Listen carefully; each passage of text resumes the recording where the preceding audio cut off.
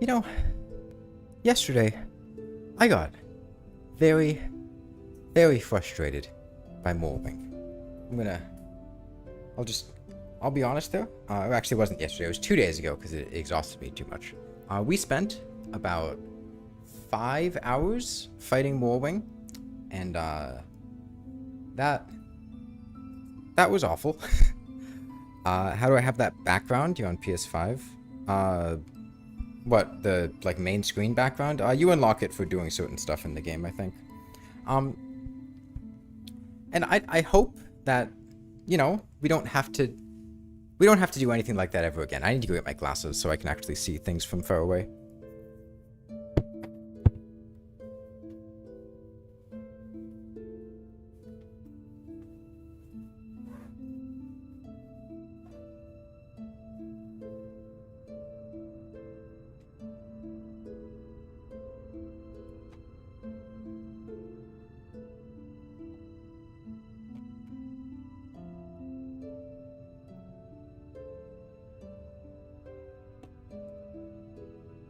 Now, I'm sure there will be other things that are going to be immensely, incredibly, unbelievably frustrating, like Morwing, because this game, hates me. And this is gonna be, pretty awful at times. But, you know, we just got to Bellhart, and I want to kill Phantom. Because if we kill Phantom, that means that we can obtain the weapon upgrade from whatever the weapon upgrade man's name is. And if we get the weapon upgrade, that makes the rest of the game easier. So, you know, you loved Morwing and got so sad hearing it was nerfed. I did not love Morwing, and I am ecstatic hearing that it's nerfed. That is about the nicest thing that I could hear, you know? Any future players will not have to deal with all of that. Man, those lucky bastards. How much money do I have right now? Let me check. 97, that should be enough to open this fast travel point, surely.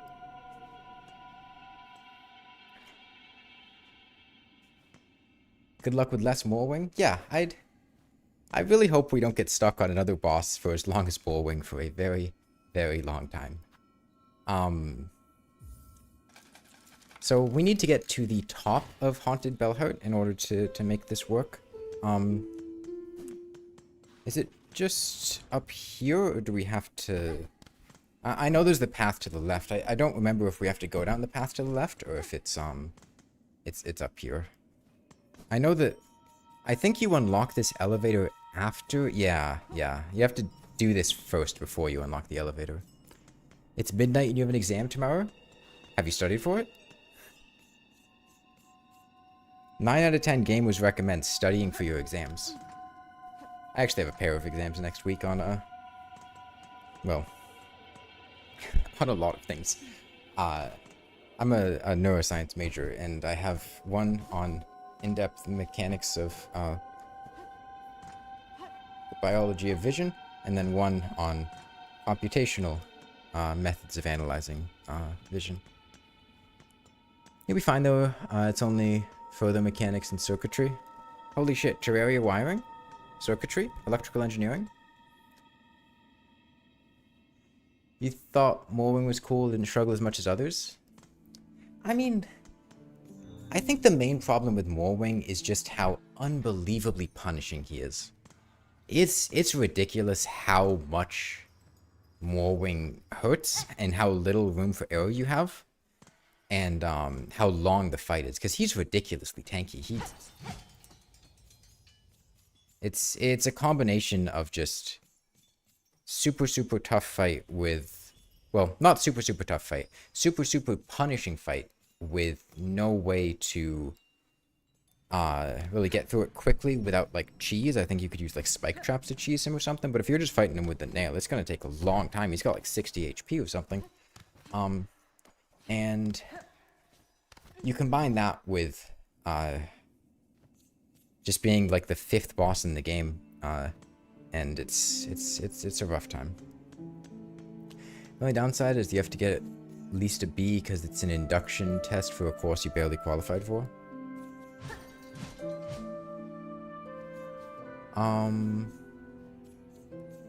It's very anti-sight read, pro, die, figure out patterns. Yeah. How do we actually get up to the top of Bellhart? Do you go to the left from the bench? I don't remember how to actually get to the top of Bellhart. Do we need the wall climb?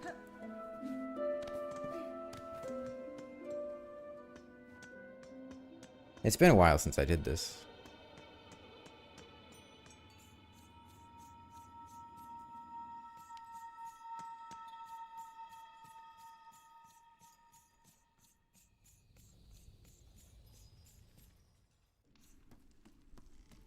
No, I wouldn't be off to the left here. This is Shellwood. Yeah, how do we actually get to the top of Bellhart? You just got the wall climb. Was there something you missed in order to get that background? No, it would be after that. Anything you missed in general? Well, I'm sure there's something you missed somewhere, but no, it's pretty late in the game that you unlock that. Let me just check and make sure there wasn't anything up here.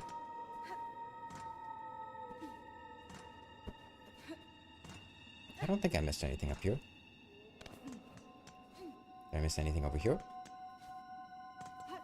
Nope.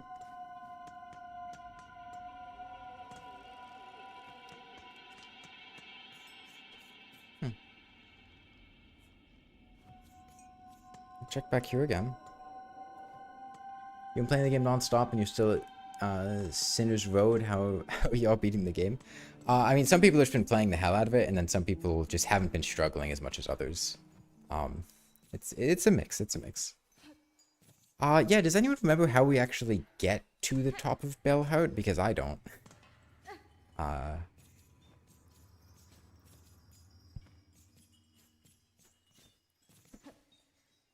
Do we have to climb up there? Do you tell me anything meaningful? That's fine.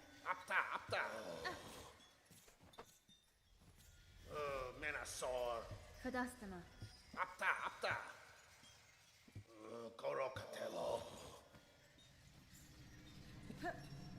You struggle with bosses a lot, take a break, and then beat them almost first try the next day. Okay, I'm going to assume I just need the wall climb to get up here. Where do we get the wall climb?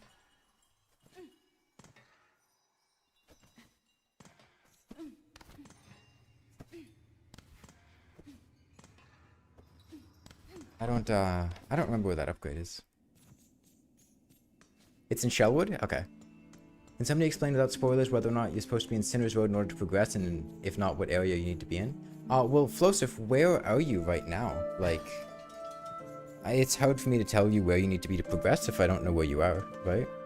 I mean, Sinner's Road is important at some point in the game, but whether that's the point in the game you're at right now, it's a little tough to say. So where are you at right now? Is this optimal gameplay? Yeah, this game was actually designed to be played on a dance pad. That's why it's called Silksong. It kind of, you know, you dance to it.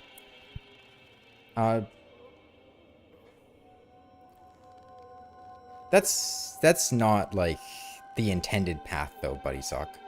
But, again, they specifically said not to give spoilers, so, you know, don't do that, maybe? The guy said, can somebody explain without spoilers whether you're supposed to be in Sinner's Road? That's like a yes or no question, not a an answer like that. But yeah, if you're still in Act 1, Sinner's Road is not where you need to be to progress. If you're in Act 2, Sinner's Road is probably a good idea to tackle. Plus, Sinner's Road is a pretty tough area, so going there later is means you'll be stronger by the time you get there. You went through Shellwood until you got the wall climb, then got lost finding Sinners and assume that's where you need to be. You should have the spot you need marked on your map, right?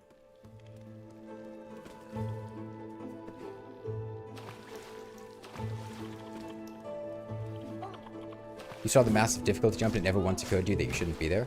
I mean, you can be there, but Sinner's Road is a bit of a notoriously pretty awful area. So I wouldn't, I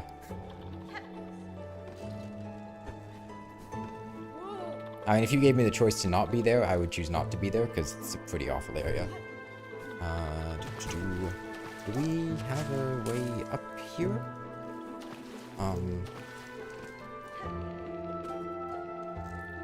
Am I blind? Am I blind or stupid? Or both? This looks like a dead end. It doesn't look like I can get up. I mean, I guess I could maybe, like, pogo off of him. I could try pogoing it. How long do you think Hornet's nail is? I think it's probably, like, sewing needle size. Yeah, it's very... I mean, it is a sewing needle. Sinner's Road in Act 1 is a Celeste level with no checkpoints. Yeah, I wouldn't,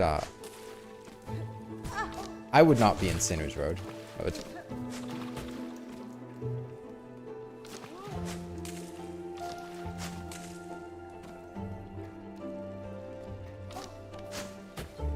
Huh.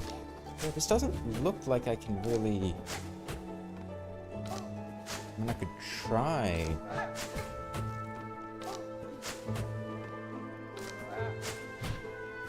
try to do this, but I don't think it's super likely. It's actually really difficult to line this guy up. What's my dash button? Up there.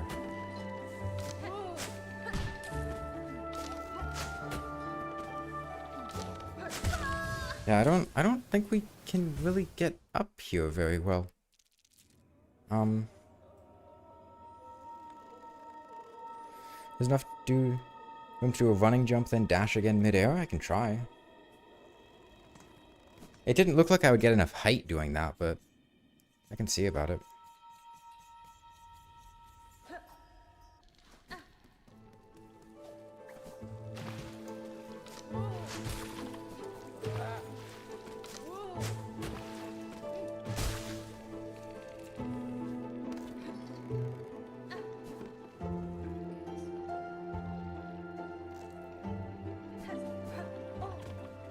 Oh.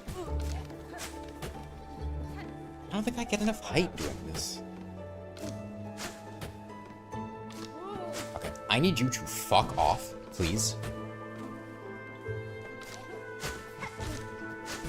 Silksong, try not to have the most annoying flying enemies in existence challenge.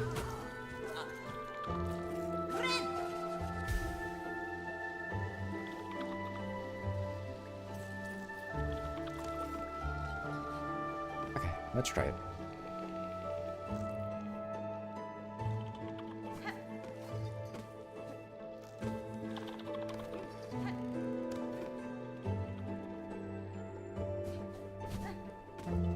So I have to maintain the jump afterwards and then dash.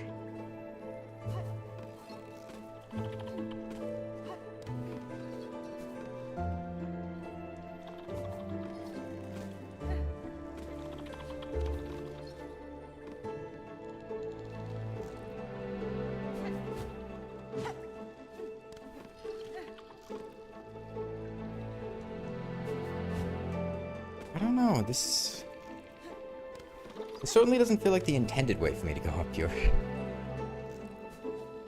Okay, now we got it. That was rough.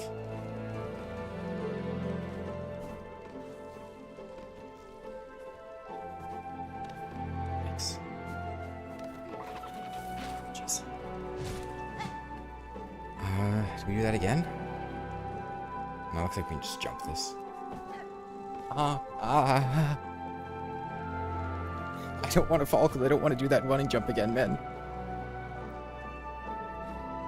Dude, falling would be a disaster here? What?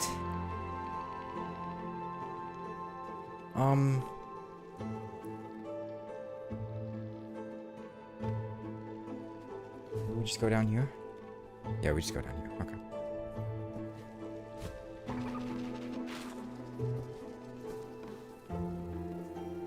Oh no, not the purple boys.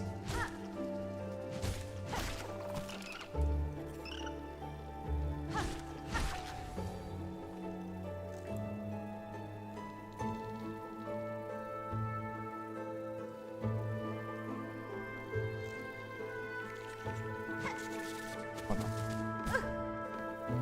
Oh no, these guys are gonna kill me, man.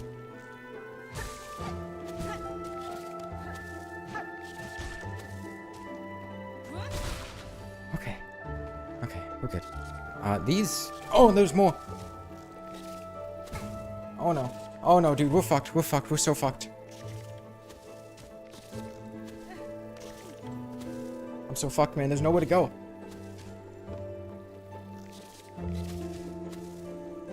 What?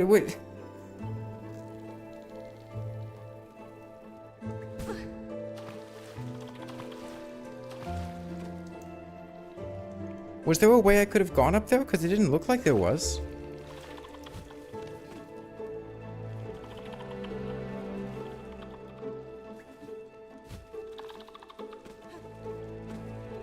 This doesn't look like where I'm supposed to go.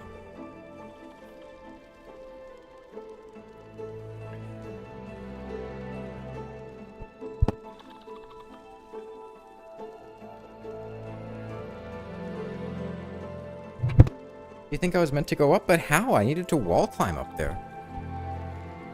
There wasn't a path that I could just walk down, was there? It didn't look like there was.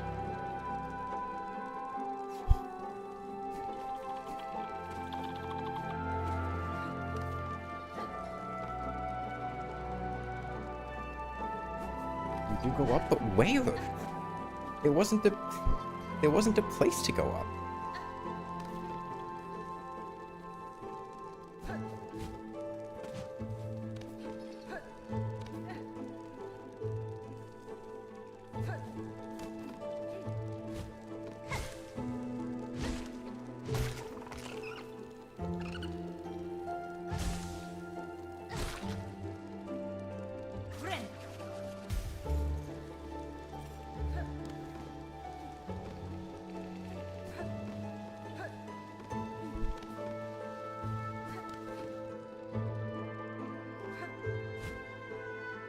You're like, where am I going up here? I can't go up here, because I would need to wall climb to do this.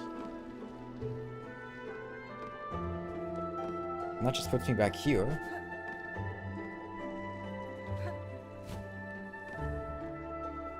Here?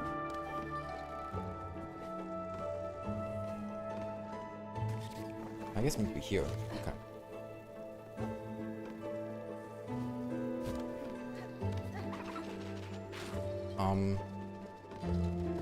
Here.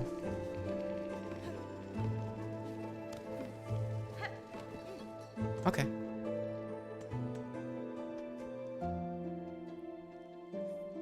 If Hornet is the size of a housefly, then the background bugs are the size of a mite or something?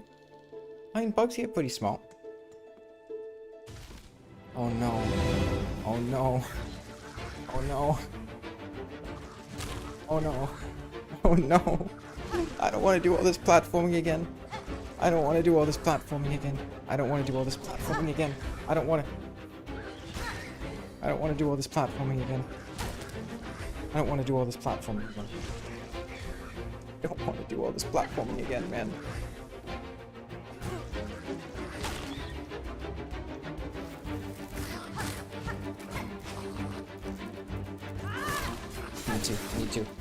I need to. Wait, I lose my silk for that? Are you fucking kidding me?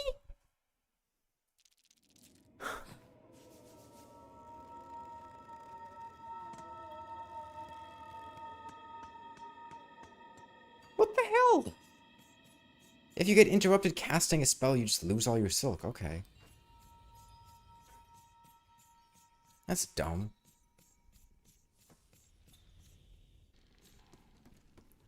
And you're also playing on PS5 and having the maps randomly open for no reason? I haven't heard of that one. I don't know anyone playing on PS5, but... Sounds annoying. How do I deal with this guy again?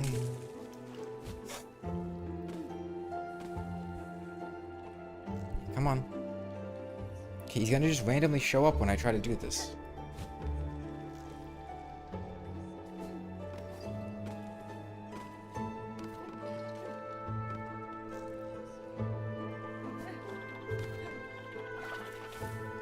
I want down. Oh my god. I just want to hit you for some silk, man, so I can go into the fight and be able to, you know, do something. You don't think this game needs any boss nerfs? I think Morwing is a boss that should be nerfed. I think Morwing is very, very poorly balanced. Just because you can fight him doesn't make him well designed.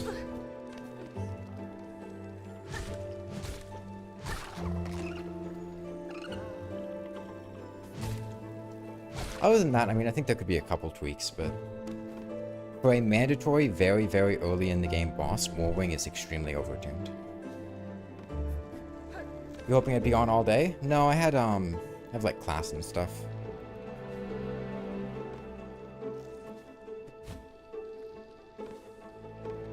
McBee just ruined glass and mobs by making them invisible when you're close and you can't turn it off. I don't know what that means, but it sounds unfortunate, I guess.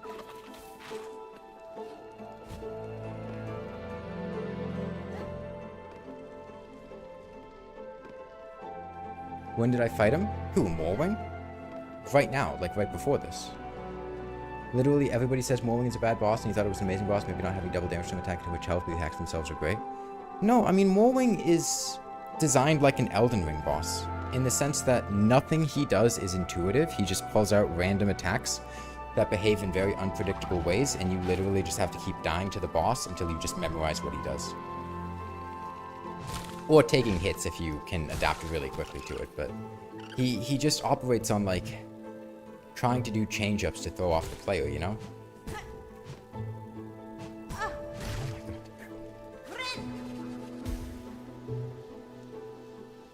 I know they're nerfing Morwing, Nick. They announced that before we fought him. That's kind of the basis of this whole conversation, is whether or not he should be nerfed. I think he absolutely should.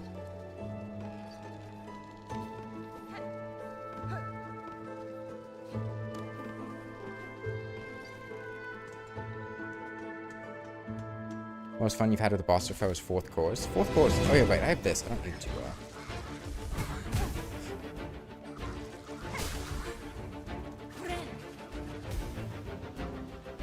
Man, I really hate these guys because they sit just barely out of range above me, and if I jump to try to hit them, I just walk into them. So now I can't attack them, man. Because if I attack them, I jump into their hitbox half the time. But they're also not going to approach me, which means I'm fucked, you know?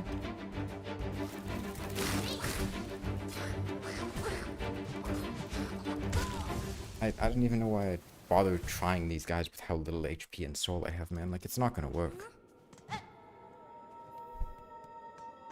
Yeah, I'm aware of the cheese, M. Howdy, but that doesn't make the boss good, you know? Just because you can cheese a boss doesn't mean they're good.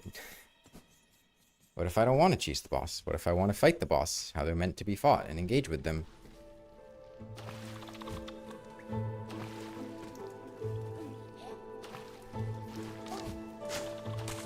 Like, Cap for Demon in Dark Souls 1 is still a terrible boss design, even if you can throw firebombs over the fog wall to kill him.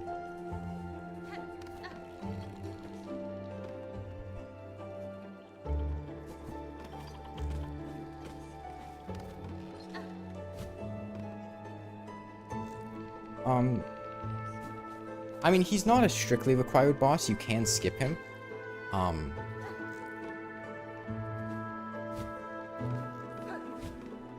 But it's very easy to just have him show up as the 5th boss and have him gating progression in order to go forward. And that really sucks. Like, if you personally didn't have a problem with Morwing, great. But that doesn't mean Morwing isn't a problem. And if Team Cherry didn't think that Morwing was a problem, I don't think they would be nerfing him.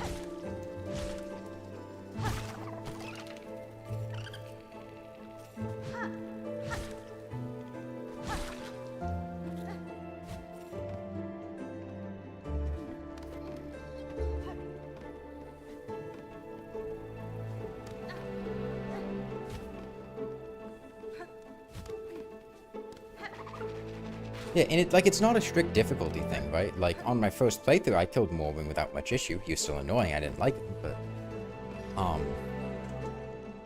It's just, you know, the overall design philosophy and difficulty level way too off.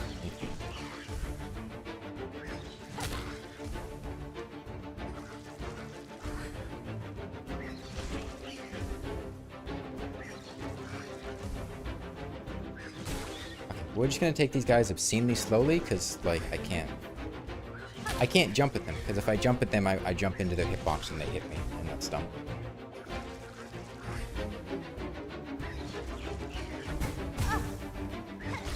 me anyway. That's fun.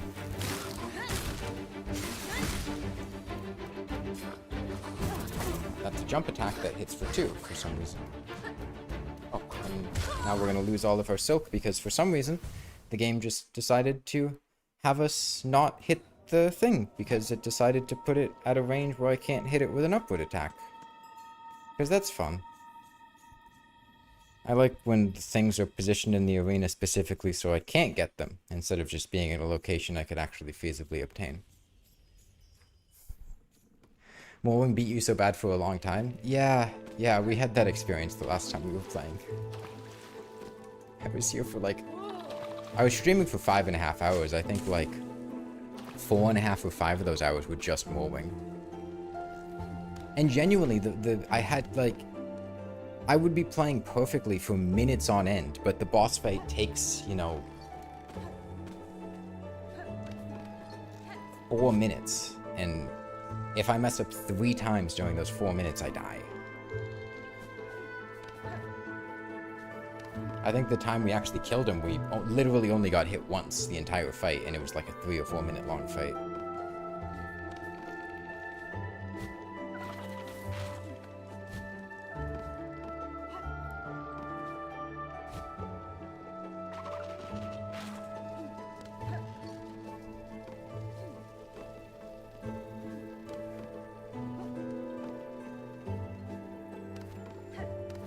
You don't know how I'm gonna handle the Citadel with a setup like this? I'll figure it out. All the arenas and pogos need to and whatnot. Well, keep in mind, I did do the Path of Pain and Hollow Knight on a dance pad. So...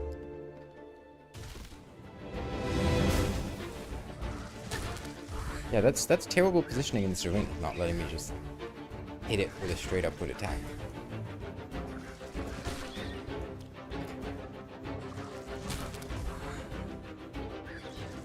It's also dumb that all of these enemies just do 2 masks of damage for no discernible reason. Like, okay, this guy is a big AoE explosion, I can get that. Why does the random wood guy deal 2 masks of damage? Why does this guy deal 2 masks of damage, you know? That feels...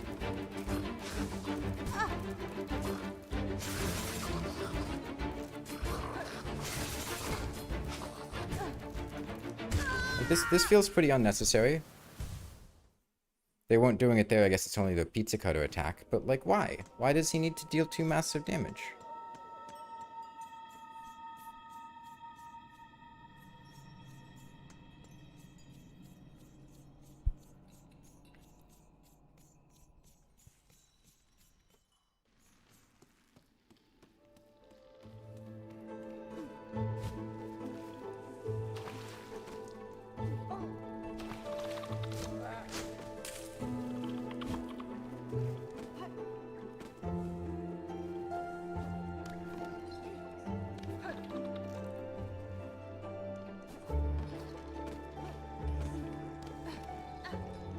Hey, I can't quite make out your name. That might be, Halim, but I can't quite see it clearly. Okay.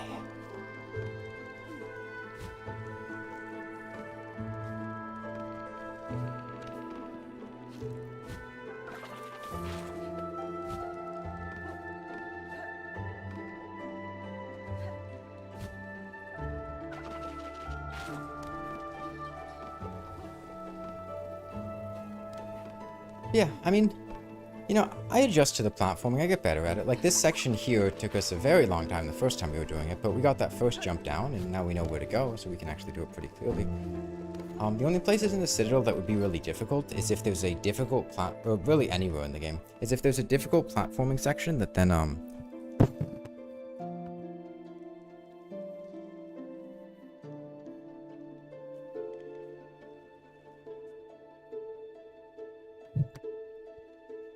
a difficult platforming section followed by like a difficult fight, you know? Like a long encounter, multi-enemies after doing a really difficult section.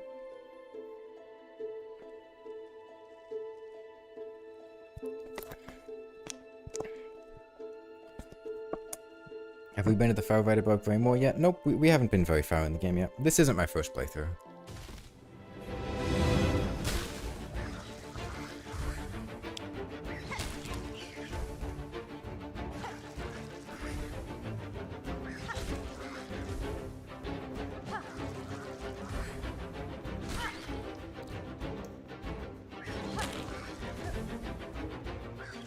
As long as we save up our silk, we can just spam the silk needles. And, I mean, one of these guys isn't so bad if you want to get to that. I could probably just... Oh, that wasn't what I meant to do, but... Okay. It's not my...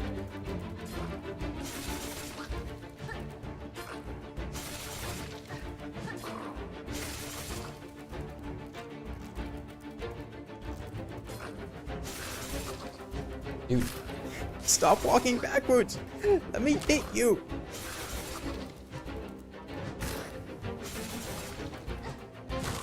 Okay, we got him in a corner now. He can't...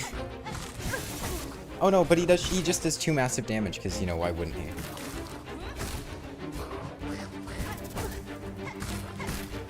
Yeah, that's nice. Nice balanced game design here.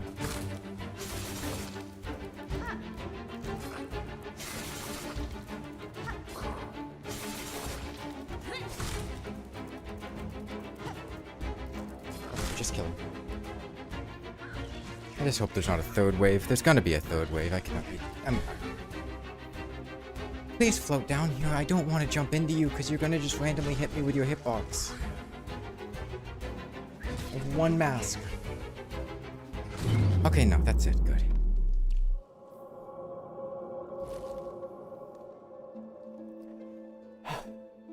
Okay. It's gonna be any percent run. This is not 100% run. I don't know how much of the game I'm going to complete, but it's not 100%.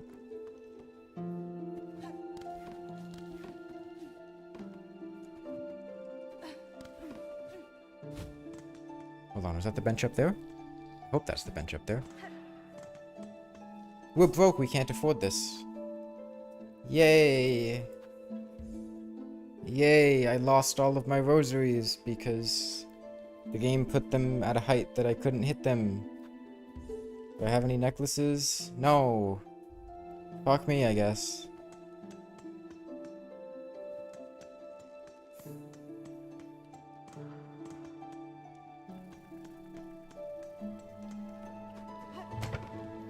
Well, at least we get the shortcut here.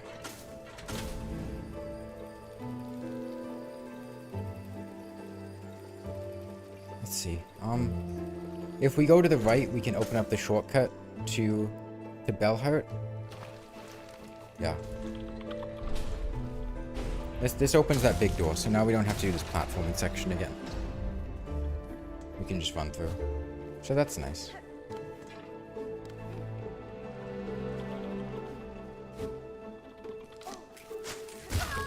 Oh, okay. I thought I could jump over him. I guess not.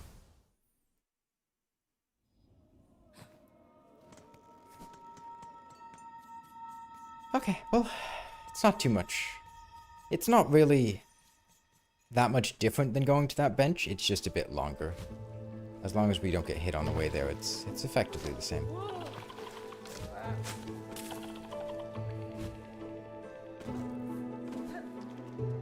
Yeah, I think one thing that this game does... Hold on. Is there another path up here that we missed? One thing that this game does that I'm not a huge fan of is it feels very stingy with rosaries. And it doesn't feel like I get a lot of them, and it feels like things are pretty expensive overall. I don't think I missed anywhere here. I think we just have to... Yeah, go up. Okay, that's fine.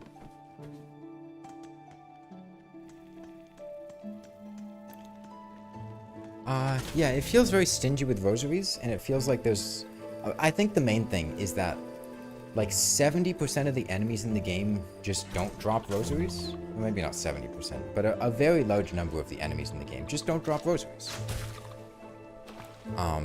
Which means you don't really accumulate money in a lot of areas for killing things. So if you're in a particular area and you need to get money, if it's, you know, an area that has a lot of the pilgrims in it, great. If it's most areas in the game, you're kind of out of luck. We're just dead here. Like, I can't attack in the water. You just ask for bosses to drop rosaries and keep the shitty economy because it's a cool detail. anything that can worship, you think? I think it's like sentience or like... I think there's a split between like mindless beasts and like the more sentient guys. And I think the more sentient guys carry rosaries and the mindless beasts drop the beast shards. But in general, it doesn't feel great when there's no real reason to kill a lot of the enemies because they just don't give you anything.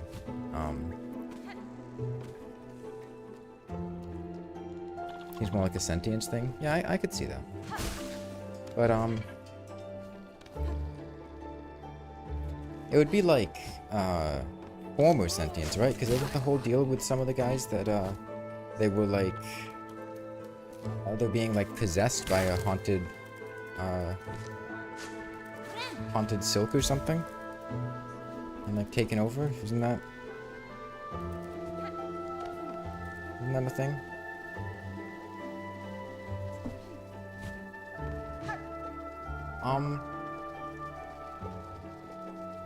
Do we go here?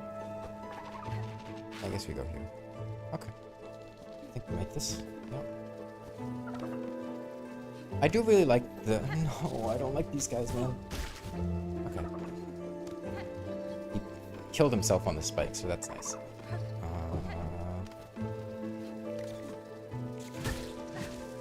This is not where I'm supposed to be.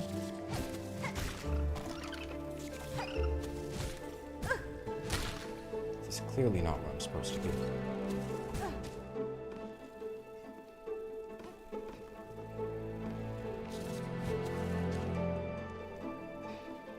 Did I miss where I was supposed to go?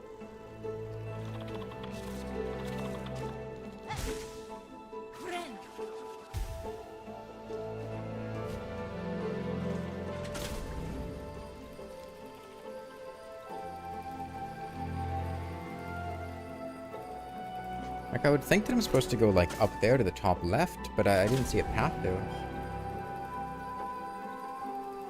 Because I need a wall climb. Maybe this is just where I'd come back after I get the wall climb, and maybe I have to go to the left. I really wish I remembered these maps better, but this was stuff at the very beginning of the game that I never really went back to, so I didn't remember it super well.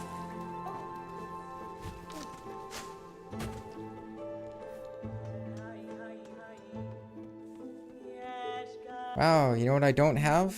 Money to buy a map. Thanks, game. I really appreciate it.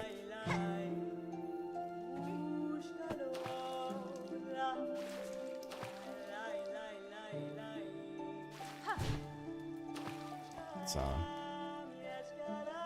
on, button.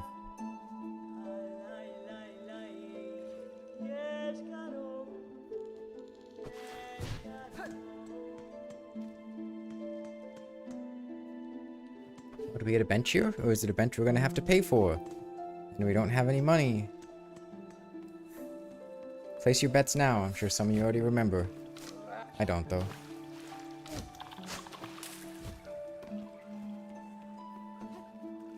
As soon as you get to the Citadel, money's not an issue. Yeah. Yeah, it's a lot easier to farm money in the Citadel. But we're not in the Citadel.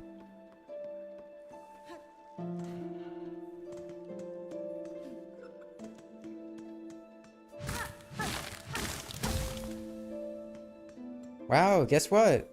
A bench that I can't use because I don't have money.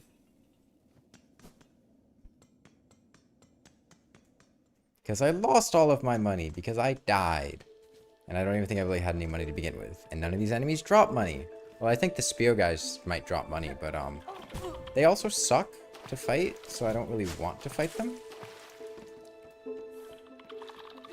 They're flying enemies that shoot a projectile and are constantly trying to go away from me, so it's actually really annoying to do that.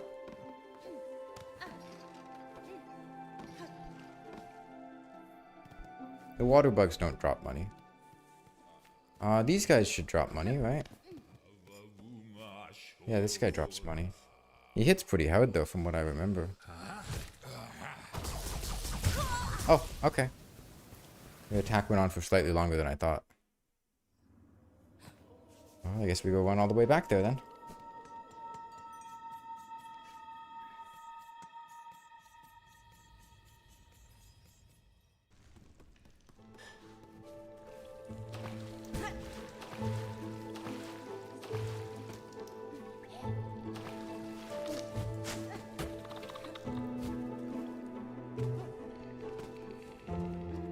6 swings you saw?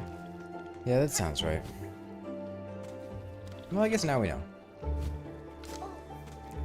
Why does the random guy whipping beads around deal 2 massive damage? I don't know, man. I don't know. Everything in this game deals 2 massive damage. I'd love to buy a map. I can't buy a map, though. Maybe after we kill this guy, we can buy a map.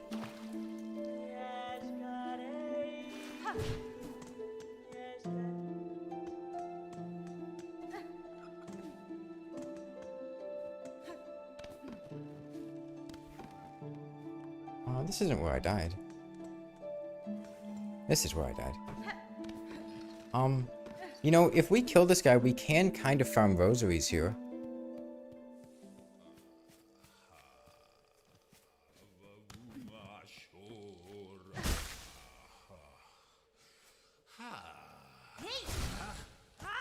Why is that not using my tool?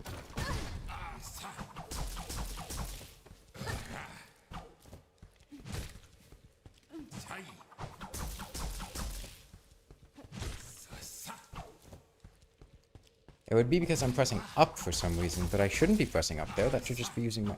Oh, I don't have my tool equipped, that's why. I don't have anything equipped. I don't have... That explains it. Because yeah, that's right. We didn't have anything equipped when we killed, Morwing. Because we had just come out of the Temple of the Reaper. And I just was so dead inside that I just rested at the bench. I didn't re-equip anything. That makes sense. Okay.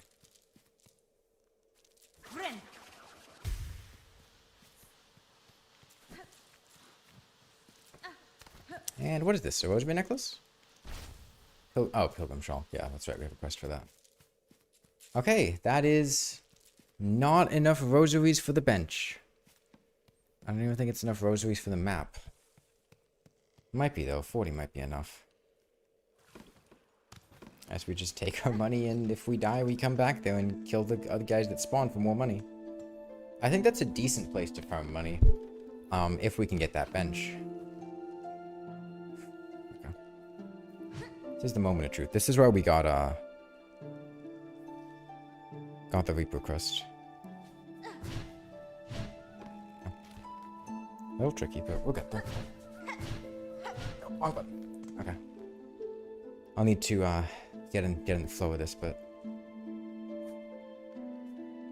we should be able to make it work.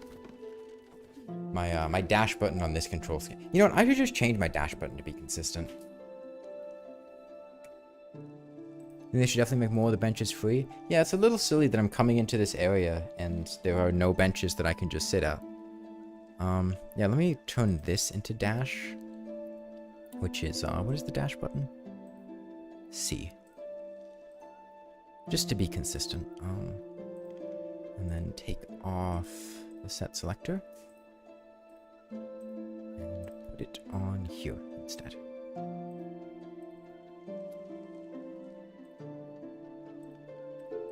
Set one way.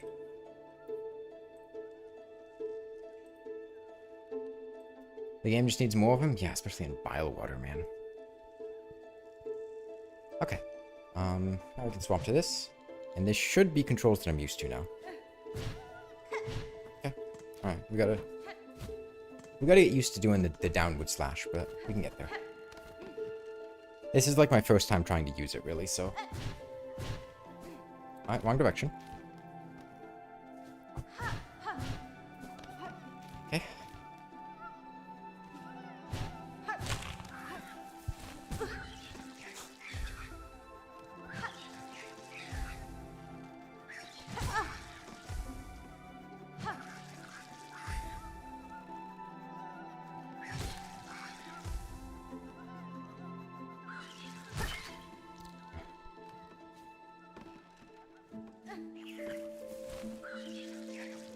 We need to kill these guys for soul, because I took a bit of damage.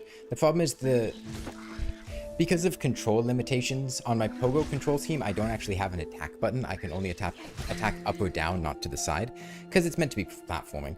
So I kept trying to attack upward at that guy, but I couldn't. So it was a little tricky. Okay. Oh god. Oh man. Oh, this is gonna be difficult. Okay. it begins. And, okay.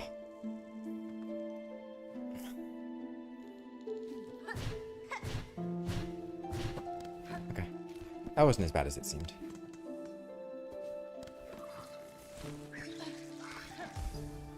Fast travel point that we can't unlock because we don't have enough money. You think there's a bench in here?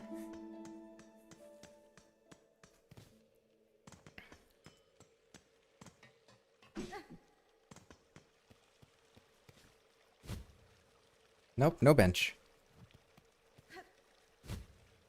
How much do these cost? 60. And I can't even get money to unlock it because none of the enemies here drop money. So there's no way that I can actually unlock this fast travel point. You guys seeing the problems with the economy in this game now? Out of all the games I've done on an S-Pad, what one is the most enjoyable? I mean, I really liked playing Rainworld. I enjoyed Elden Ring. The Leap Crest is very nice for platforming. It is, yeah. Look it down right. Alright.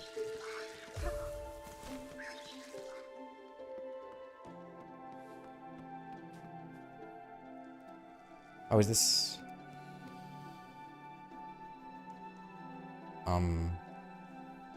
Okay. It's up to the top here.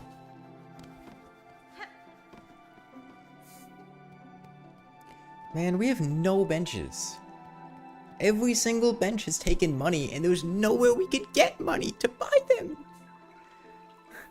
Does anything do 3 masks? I don't remember seeing anything that does 3 masks. I can't say for sure that nothing does, though. Okay, back to programming controls. Oh, I'm on programming controls. Nice.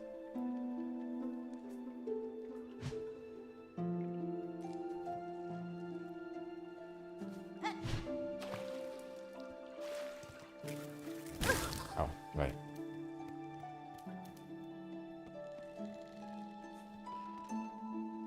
Let me try to get some soul off this guy so I can heal. Oh, okay. Oh, right, yeah, they jump.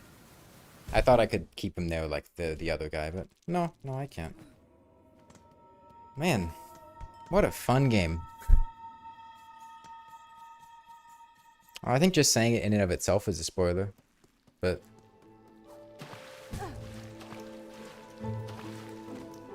That's fine, it's not that big of a deal.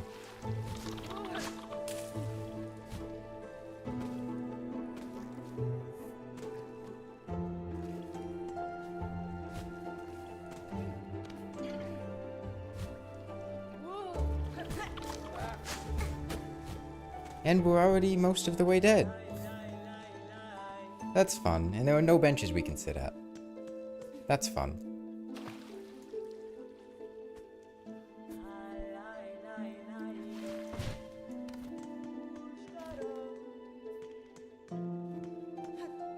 Okay, I want to get... There are 2 guys here. After you kill this first pilgrim, there are 2 guys here that spawn. And, they should let us get some money. Hopefully. I'll have to play a little carefully, but... Oh no, that guy does 2 massive damage. That's... Oh, these 2 enemies suck! Oh, these are like the worst guys to fight. That guy deals 2 massive damage and the other guy just throws stuff. We might lose all of our rosaries here.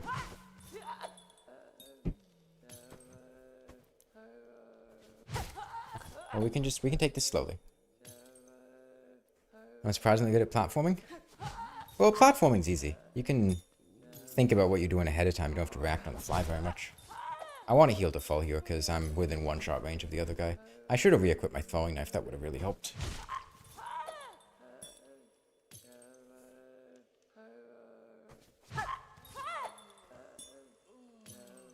I'm not going to be able to get a heal off. Come on. That.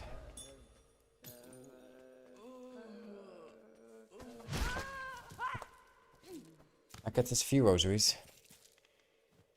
And, as long as this guy doesn't hit us, we're good. If he does hit us, we lose 40 rosaries, so that sucks. Okay, how many? He does it twice?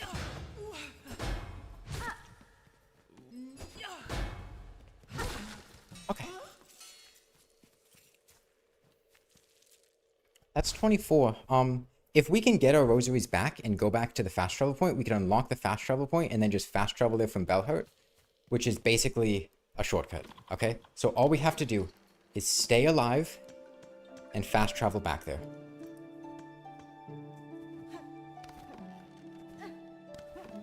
Easier said than done, but all we have to do is not die.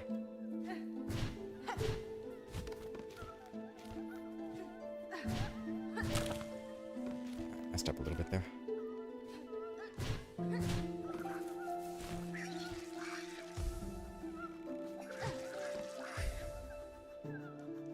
This is really difficult. Actually, genuinely, this guy is really difficult to hit. And if he hits me, I die, so we have to be really cautious here. Oh, it's going pretty well, Nick. Morwing is dead, so we never have to fight Morwing again, so I'm pretty happy. I'd call this a W.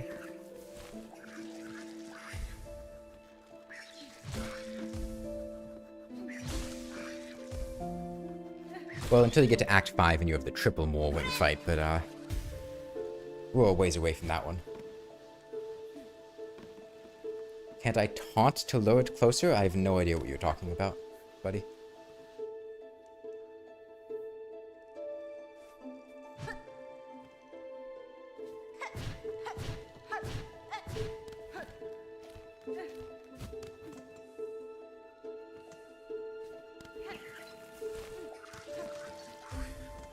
Go back to regular control so I can attack. And what killed us? It was a wood guy over here. That's fine, he's not dangerous. With how much health we have, he won't be able to kill us. So we get this wood guy, we go back to the fast travel point, and then we're set. You're in Act 2 and completely missed the boss. You gotta go back and find it. You missed that boss. Which one? Morwing? Oh yeah, if you I keep doing that. If you got the flea caravan to move in next to Greymoor, or in Greymoor, then the boss will be moved somewhere else.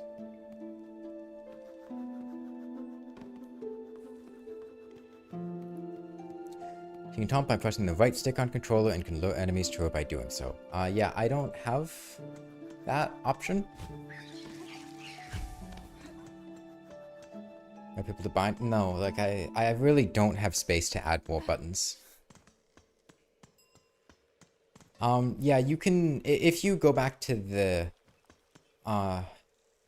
just kind of walk around in Greymoor, you'll find it eventually. Okay, we can get this fast travel point, and now we don't have to do that, that anymore. Yeah, like, keep in mind, I can't even, you know, attack up and down at the same time with my control scheme. I'm really limited in my options.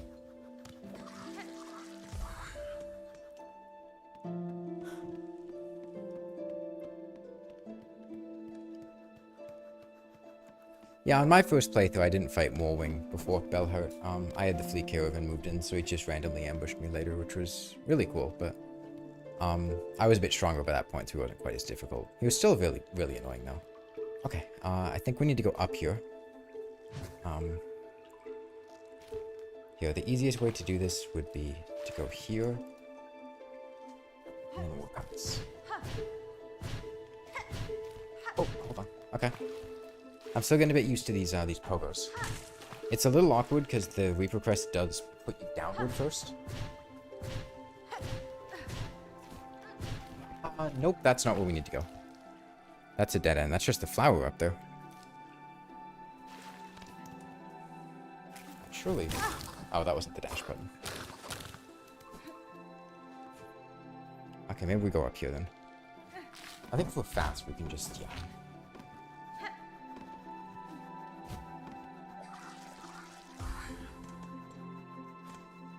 Shortcut? Have it on the flower quest yet?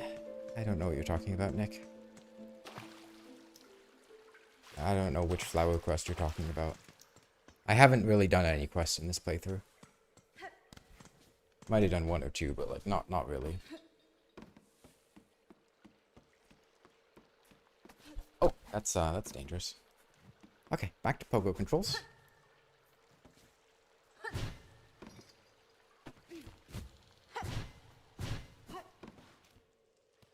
Wanderer Crest is the best for platforming.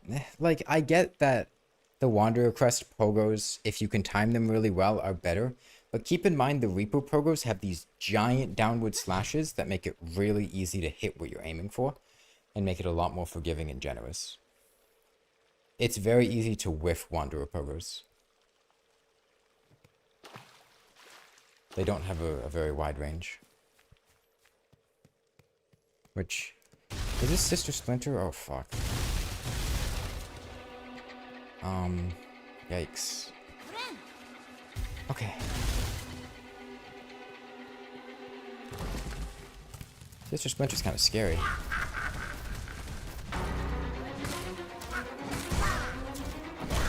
We need to actually use our dashes here. We're gonna die a few times. It's just... It's inevitable here. My headset fell? What even hit me? Did I walk into the wall? Does the wall do damage?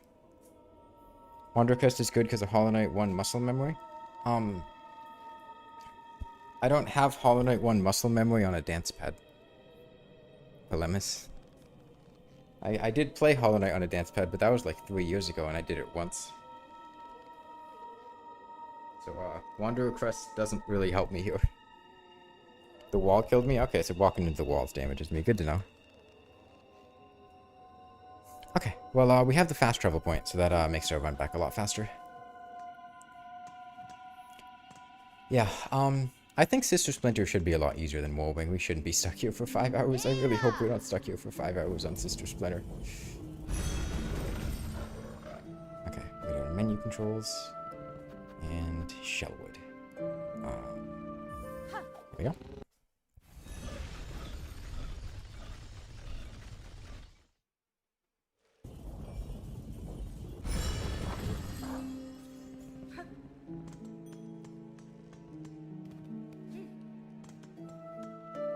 Yeah, also I'm just used to the Reaper Crest because I'm playing with the Reaper Crest on my actual playthrough, so I'm familiar with its moveset, I know how to use it,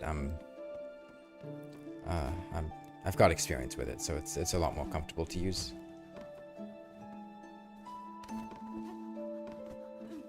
Okay, I don't think Sister Splinter should be terribly difficult. The guys she summons are kind of scary. But I think we can manage them fine. Let's see. Pogo controls. Wait, this is where I want to be. I just made this mistake.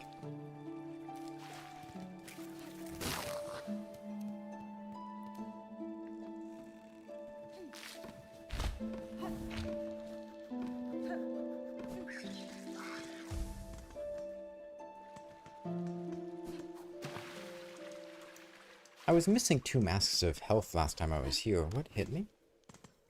I don't even remember.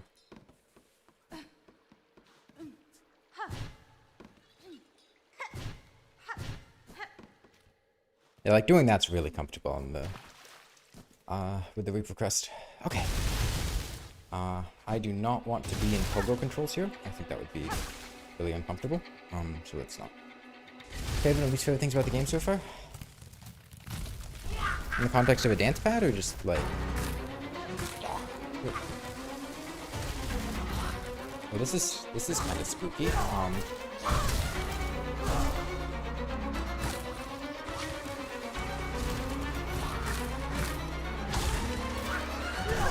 Oh right, there's damage. Yeah. Okay. Yeah, that's okay. I think I have to really clean up those whenever she summons them, because it's hard to play around them. I forgot that I can break them. Wait, I want to go to the fast travel point. So I need to clean those up. And then ideally I just, you know, dash left, dash right, dash left whenever she does her swipes. But if there's stuff there, I can't really dash them, so it's really important to get rid of those. 3 hits.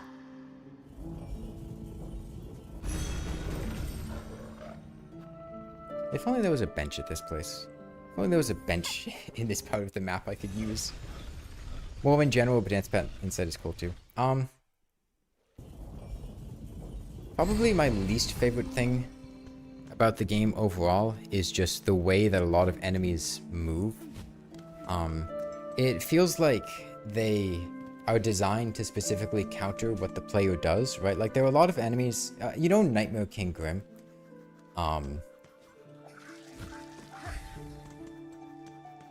has that little backstep that he does if you try to, like, go towards him before he does an attack.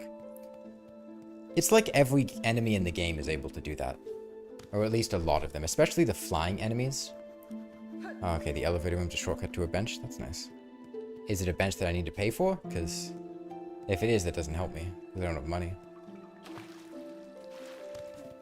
I can go there, but if it's a bench I need to pay for, I'm going to be sorely disappointed. I keep doing this. I don't need to be here. Oh, right. That's a very big, big jump up. Oh, I could re-equip my items, too. That would be nice.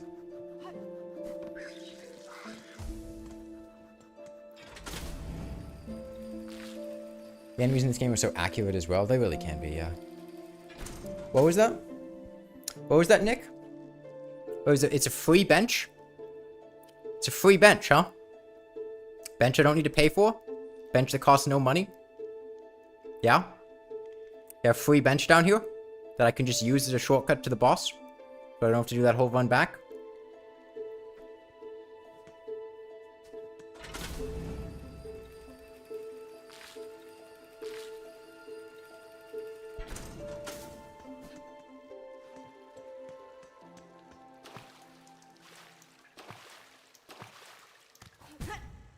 I guess that's where I'm missing HP. I mean, it's not a difficult run back, it's just a little bit long. Okay, completely whiffed my inputs there.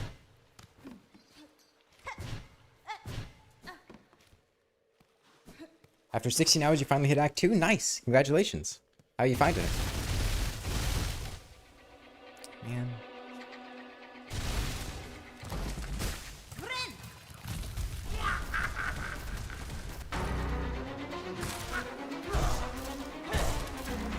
Actually, I kind of can walk that. As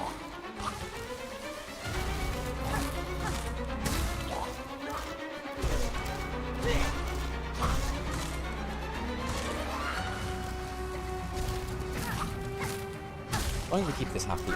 Oh! Okay. I didn't realize you could alternate your starting direction. Good to know. It's not always starting on right.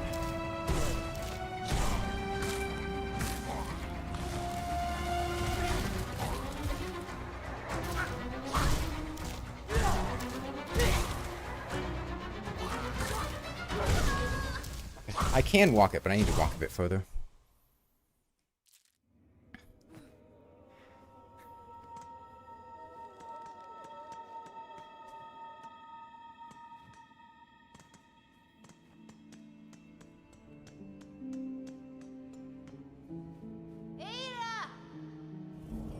Walking it is ideal, I feel like, because it makes it easier for me to attack to punish it. Which is why I'm keen on doing it. Menu. Shell.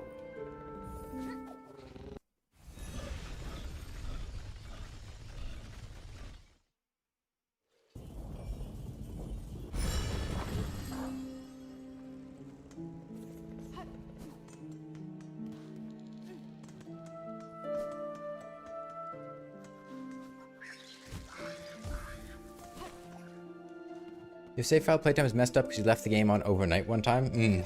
Yeah, that'll do it.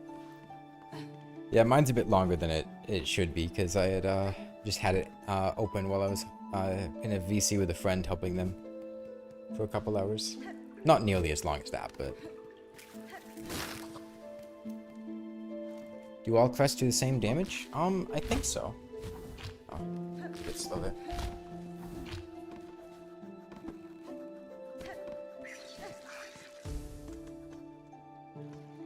I can't say for sure, but...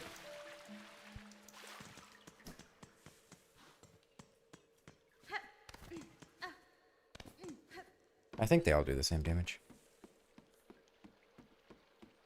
Oh, hold on. Let me swap to pogo controls.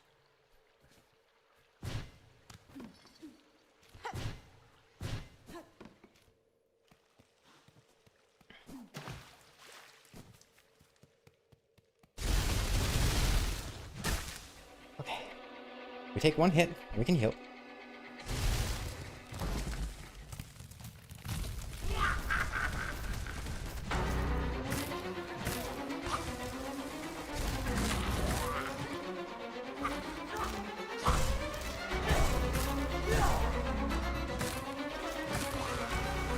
Oh.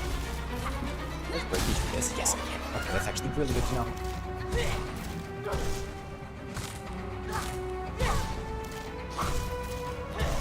If I can just do that, that's actually really consistent.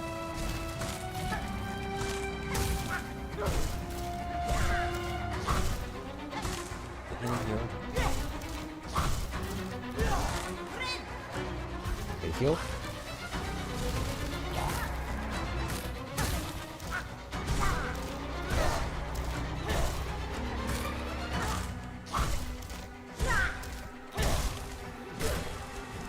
No, she falls. That's right. Sister Splinter falls on you. I think she was the other boss I was thinking of. Okay, this is bad.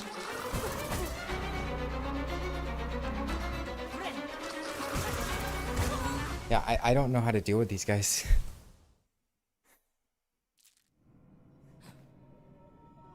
Oh, let me re-equip my my charms before I leave.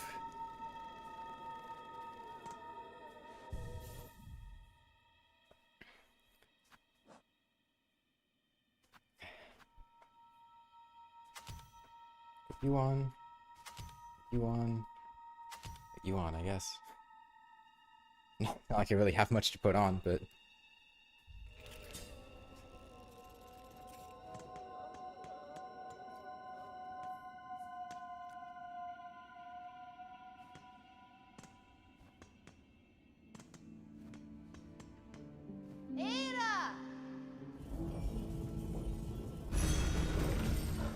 No, the Reaper Crest isn't just bad.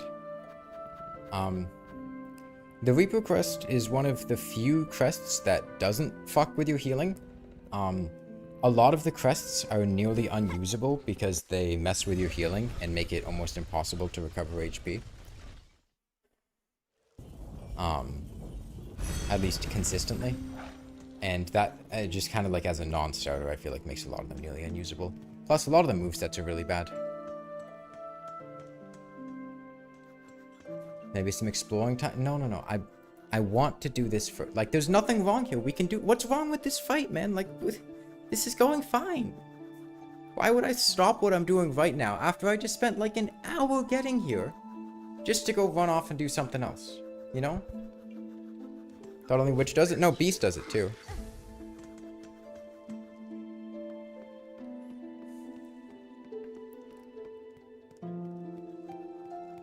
Beast makes it so you cannot heal. Instead, channeling Silk makes it so your attacks heal you.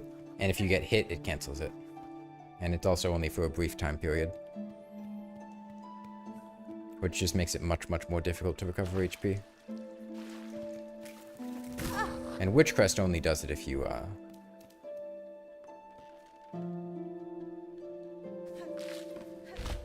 have enemies nearby and can hit them with it.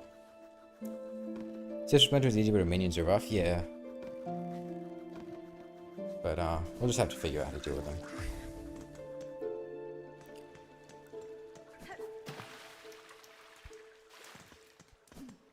I'm sure we can manage.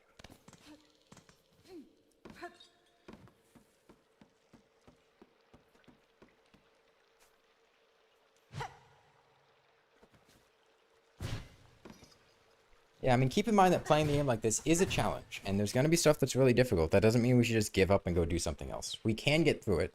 It's a totally reasonable boss fight, and this gets us a really powerful upgrade, right? This gets us the wall climb. That's huge. That's massive. We want that as soon as possible, and it lets us get to Bellhart and Phantom too, which means we get the weapon upgrade, which increases our damage, which is also huge.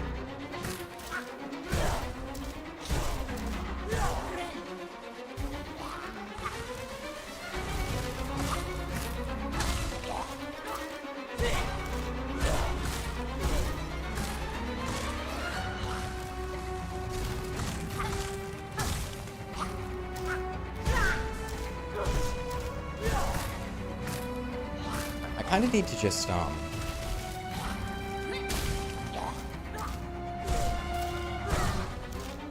That's really rough if you're on the wrong direction of her.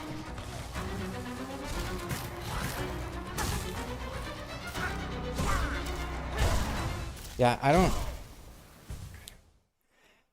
I guess I just dash past there. I'm really underutilizing my dash because it's kind of awkward to use in this area because I might overdash if I rely on it too much.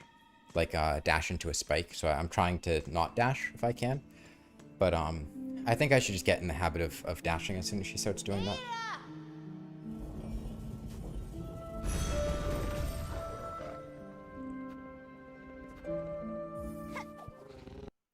I feel like getting hit shouldn't cancel the beast crest or something.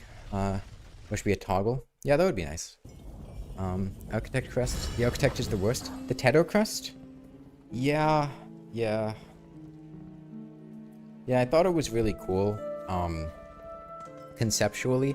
And then I realized you still had to use your bone shards when you were using silk to make tools. And then I was like, oh, this is just really bad.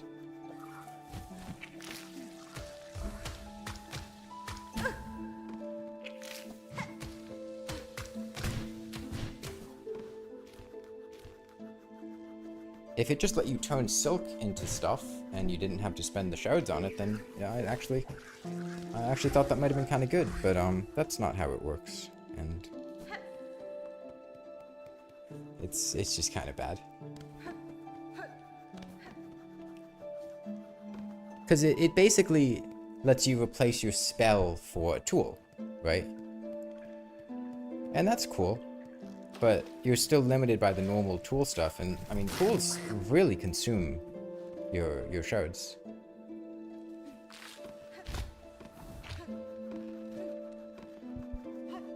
I think it would be really cool if they patched it. I mean, maybe it would be too OP. No, I mean, it wouldn't really be OP because you still have to engage in melee combat to get the soul to make the tools.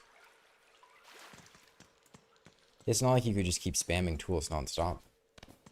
Yeah, I think that would have been a good idea. Maybe they'll still change it as, you know, room for balance tweaks and stuff. It's good platforming practice, at least. We're getting a lot better at our down pokos.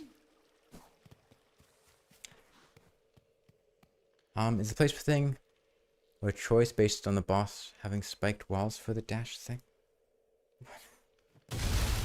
I don't even know what you're asking.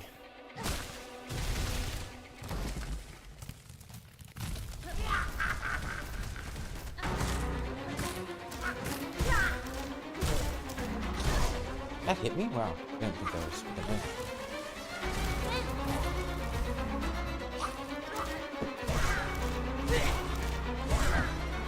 I really wanted to hit this thing. This is pretty awkward. Again.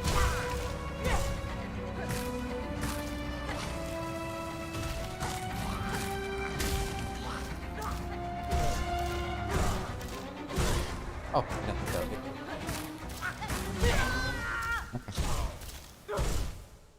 I'm trying to figure out when exactly my windows to punish her are because she's a pretty tanky boss, so I want to be able to get in damage whenever I can. At least I think she was a pretty tanky boss. So if I can figure out, you know, which of these openings I can actually go in for, that would be really good. Ruben said I might be underusing the dash. I mean, it's just awkward to use in an arena where if I dash, I might take damage, you know?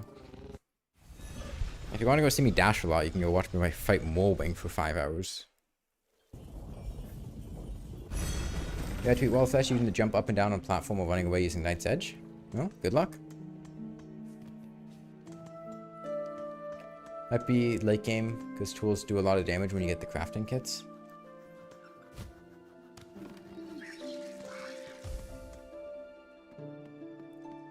Yeah, I guess. I don't know, it just... It feels bad, I don't know. It was kind of hype at first, but I feel like a lot of the crests are kind of hype, and then you actually use them, and you're like, oh no, this sucks, this just sucks. Like, I remember getting the Architect crest and going, whoa, this looks really cool, I can use Soul to recharge my tools. And then realizing, oh, I still have to pay for my tools. So all it lets me do is just make them without crafting at a bench, and in exchange I lose my spell, and the spells are actually really good, so that's pretty bad. And then, oh, the beast crest, I can regenerate by hitting enemies. That sounds really powerful. And then you realize, oh wait, that completely removes my ability to heal normally. That's very bad. Or the witch crest. Oh, this has a really nice moveset. I actually really like this moveset. Oh, what's that?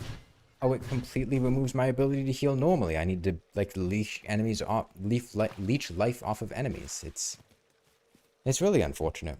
The Wanderer crest is cool, though. Maybe at a discount it would be okay.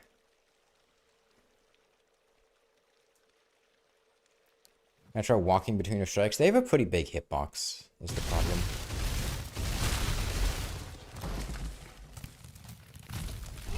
Yeah, Wanderer crest is really good.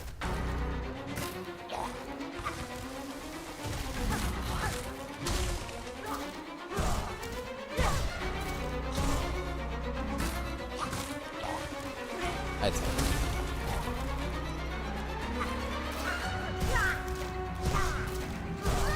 That hit me? Man. Oh, she actually has a pretty big hitbox though. That's nice to know. I'm kind of, yeah, see, that's why I don't want to dash. Feels like Team Cherry are kind of encouraging farming enemies. Yeah. I did find myself farming enemies a lot just to buy, like, basic stuff with rosaries. Because it didn't feel like the game really gave me a lot unless I farmed for them.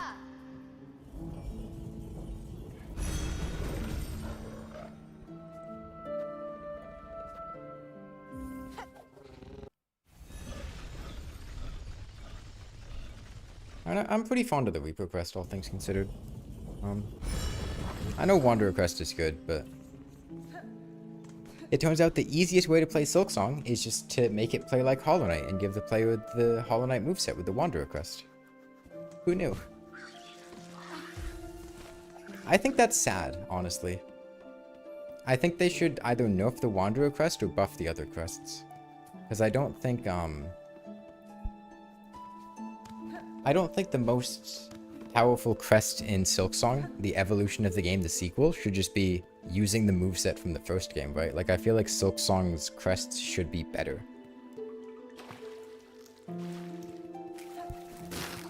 It turns out Quick Slash Hollow Knight moveset is really, really good. Just do courier quests? Yeah. Yeah, I'll get right on that. The courier quests do not do enough, do not give you enough money for how much trouble they are. They really don't. Like, oh, you're telling me to buy, like, a mask shroud, I have to deliver this item, like, 4 times? That's ridiculous. I think Witchcrest is pretty strong, but it has a skill flaw. I mean, the problem with the Witchcrest is just that you lose your ability to heal. Like, I get that if you happen to be in the right conditions, you can still heal. But it basically says, here's a slightly nicer moveset. In exchange, you can't heal. You had 1,000 rosaries after doing a full exploration of the Act 2 area, and it could be like 2 things out of 4. Yeah. The teeny tiny nail makes it balanced, you think? I mean, yeah, it's not like incredibly overpowered, I think, but I think it's the best by a country mile for actually fighting bosses in most situations. Like, the only 2 crests I would consider using are Reaper and Wanderer.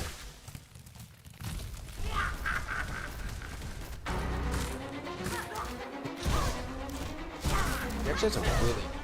That's not the button I thought I pressed? Okay. There's a really big hit. I guess not. Okay. I think what I could do is I could jump, do a little up slash, and then dash to the side. And I think that would let me punish each one of the swipes without getting hit. So I think that would be nice.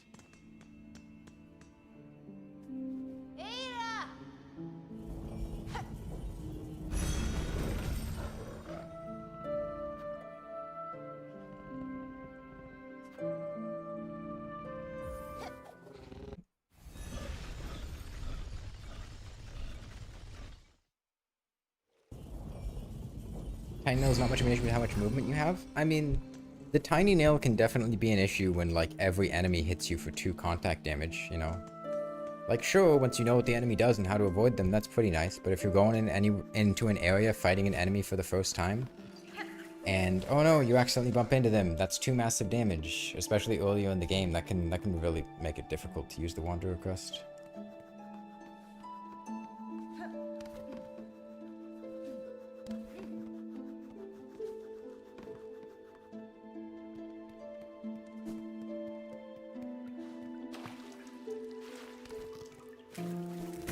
I wonder if I could just dash past that. I wonder if I even need to jump it. I should try that next time.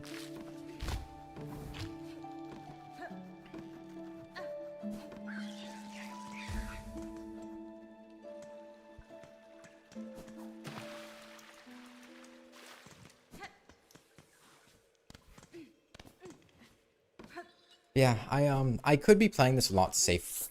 I thought I dashed back. I guess I didn't. I forgot to swap to my pogo controls. I could be playing this a lot safer, but I want to try to be able to figure out how to punish her effectively, because it's going to be a longer fight overall, and knowing how to do that once her second phase comes up, I think would be good. Kind of wish enemies lost contact damage from their back stepping / dodging. Yeah, that would be nice.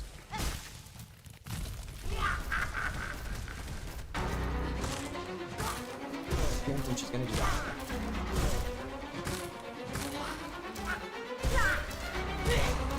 Just dash, yeah.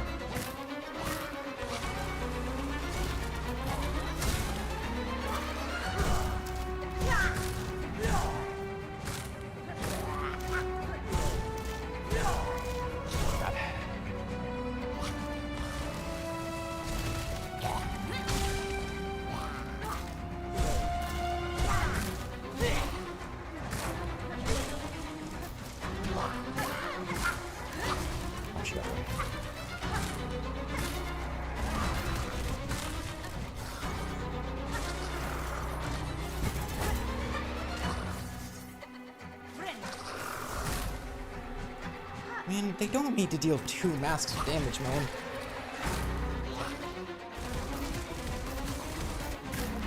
Oh, she just immediately summoned another one.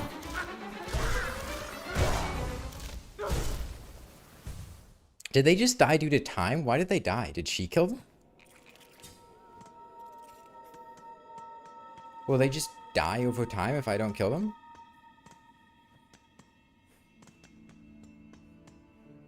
Or do they just have really low HP and I killed them with a thrown weapon? That doesn't sound right.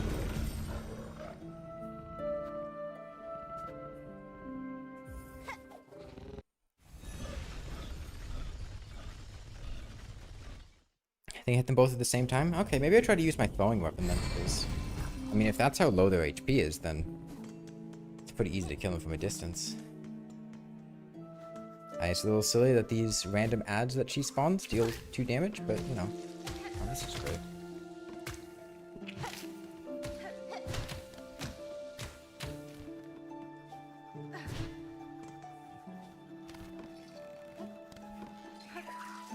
Okay.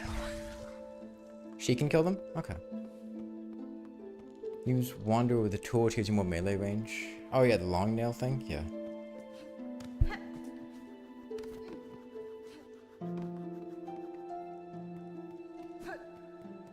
Yeah, I'm not sure how I get a heal off when she has a minion in the arena. Can I just run? I can just run past them. I don't need to jump.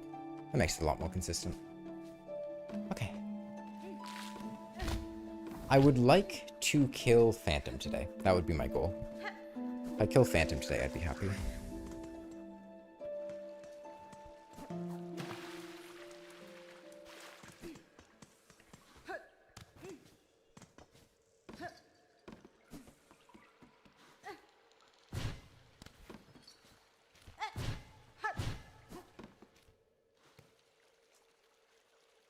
So just Quick Slash and Milk of Pride's the same meta as Hollow Knight. Yeah, they really didn't evolve on the combat very much. I mean, they tried to add a bunch of new stuff, but it didn't work very well. They mostly just reinforced what we already knew.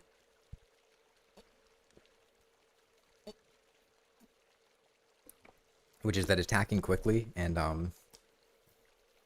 having range is the best thing. Although Hollow Knight did have pretty good spell builds. Alright, let's try again. So I've got Sister Splinter herself down pretty well, I feel like.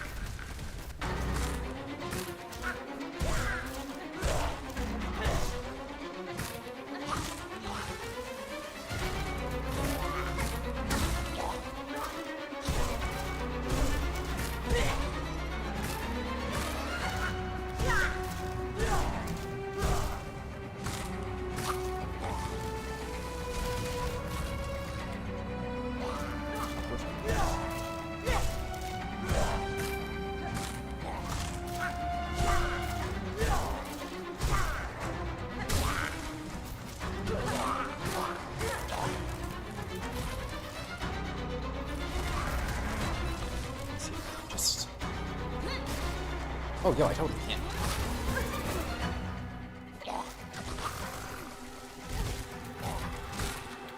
Please. What's she doing? I don't like that.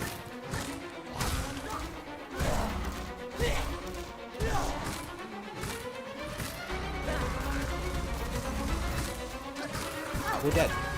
What do I do? Oh, man.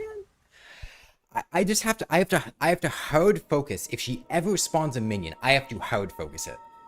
I cannot let a minion be alive for more than a couple seconds. Just immediately I have to snap focus to it. There's no alternative.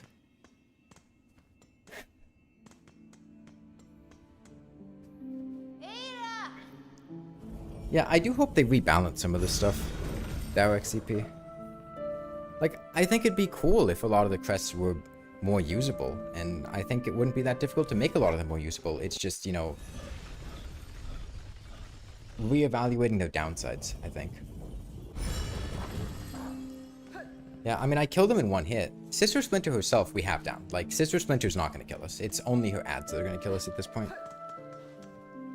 Let me preemptively swap to this control.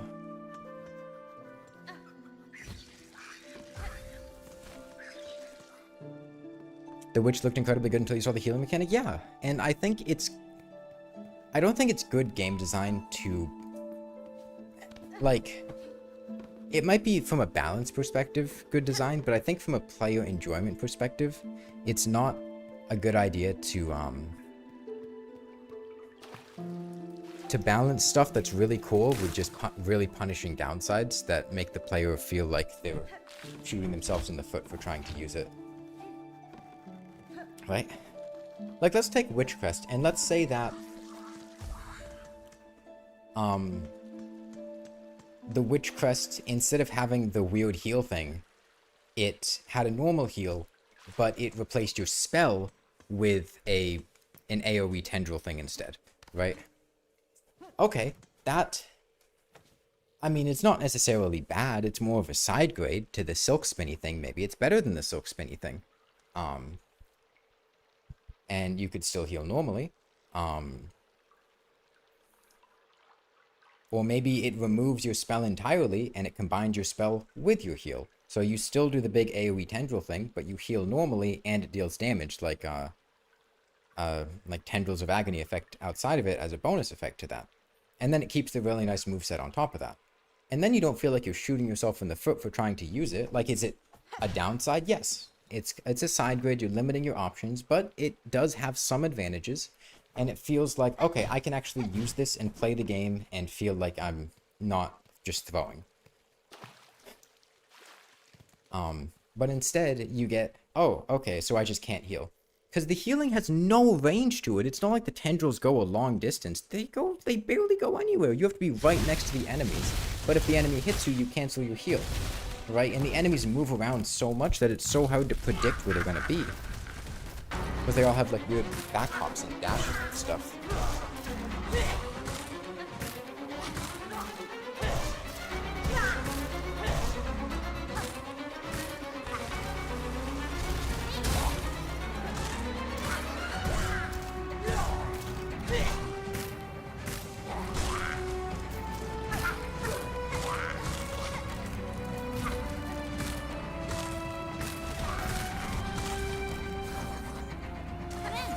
No, that's not the button I wanted to press. Oh, fuck. Are we just dead now? What do I do, man? What do I do?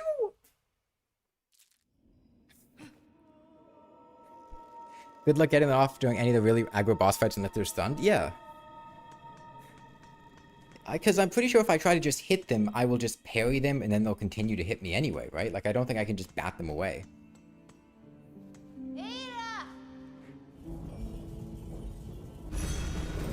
Seems like a really hard game to dance at because of how fast-paced it is. I don't think that's much of an issue. I mean, I was able to do Hollow Knight without much trouble. I think the bigger issue is just a lot of Silksong's kind of obtuse game design. Or moments where it's really, really punishing. I got 5 hours of fighting Morwing to prove that. Silksong is faster than Hollow Knight? I didn't say it wasn't. That doesn't mean that... Like, keep in mind, I played Elden Ring on a dance pad. Elden Ring is pretty fucking fast-paced, right? Like, I have a really good reaction speed on a dance pad. I can play games on a dance pad pretty effectively. I mean, playing on a dance pad, I'm probably about as good as a mediocre player on a controller.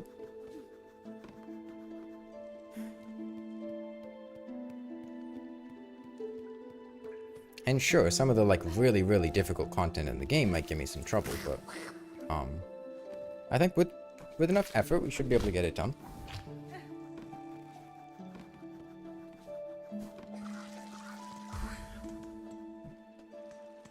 And I don't think it's so much of a pacing issue, like Silksong being faster than Hollow Knight. I think it's more the issue that Silksong is just way more punishing than Hollow Knight, right? Like, everything in Silksong deals 2 massive damage, I can take 3 hits before I die. Whereas in Hollow Knight, I could take 5, 6 hits before I die. Which just means that how perfect I need to play is a much higher standard of perfection in Silksong that I have to meet.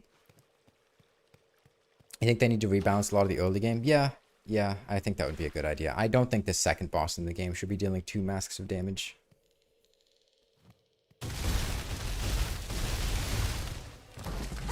You heal way more times in Hollow Knight? Yeah, but you can also, like, heal in midair and stuff in Silksong. I think the heal comparison is quite perfect.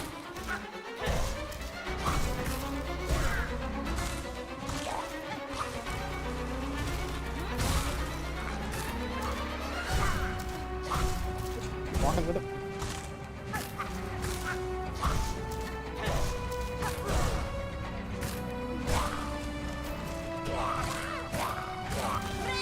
Heal now and hit her while she's screaming to get some soul. Oh, I fucked up.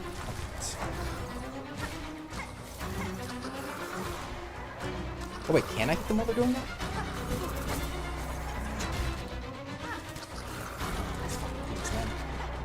Yeah. Wait for it to immediately summon another one. Ah, hello.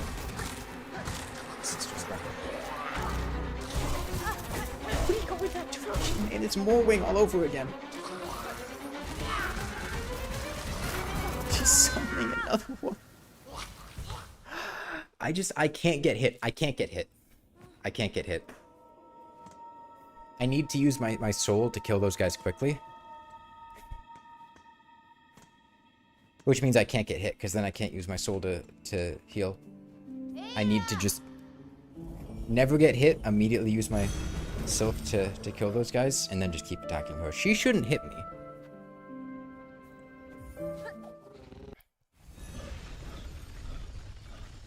In the late game, it makes sense where everything does 2 masks, but for early game, it's just overkill. Yeah. Morwing was such a fun boss. I very much so disagree with that. I think Morwing is really, really poorly balanced.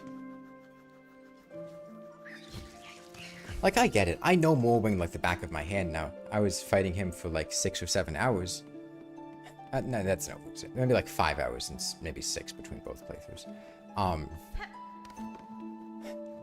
And like, sure, now that I know exactly what he does and exactly how he behaves, I know how to punish his attacks. So that's okay. But I still don't think he's well... Like, if I was fighting him on a controller, I wouldn't be like, wow, this is an incredible, really awesome fight. I would be like, wow, this kind of sucks.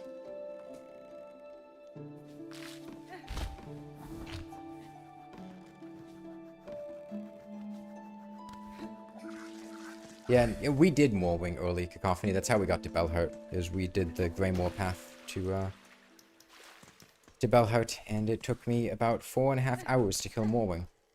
I was streaming for 5.5 hours straight. I was dead by the end of it. I think his blade should deal 2 damage. Yeah, that would make him a lot less punishing.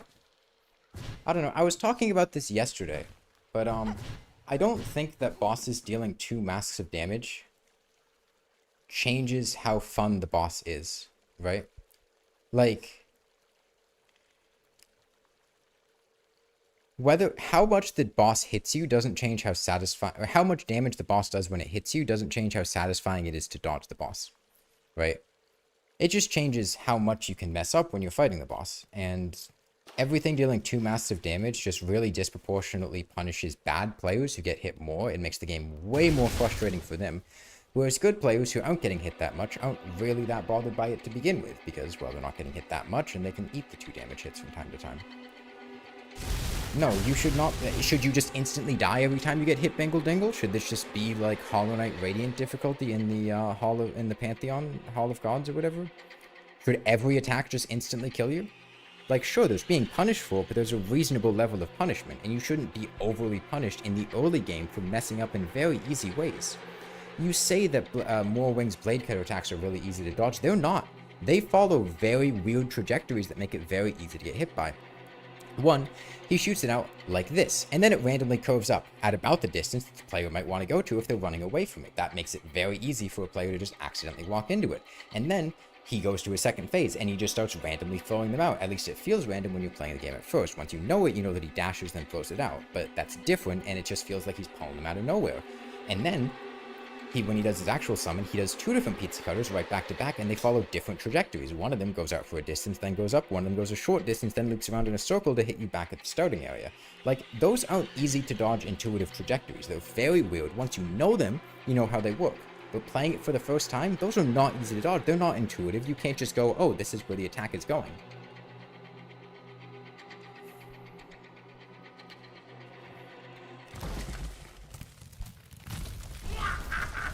Like, I get, if you like Morwing, that's great, but you have to keep in mind that, like, a lot of people complain about Morwing. It's not like I'm sitting here going, wow, guys, Moss Mothers are really, really fucking hard to fight. They really dropped the ball on that one. Like, Morwing is a huge, huge point of contention for a lot of players trying to play the game. It's... If Team Cherry themselves acknowledged, hey, Morwing is too strong, we need to rebalance things, then, you know, I think it might be worth considering, hey, maybe Morwing is not balanced well, you know?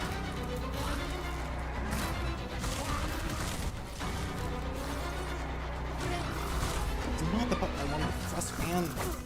Now I'm just fucking dead.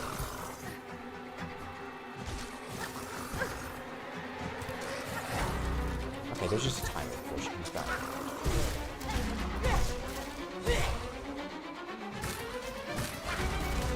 I was gonna say if we can go a distance without respawning another one, then we're fine, but...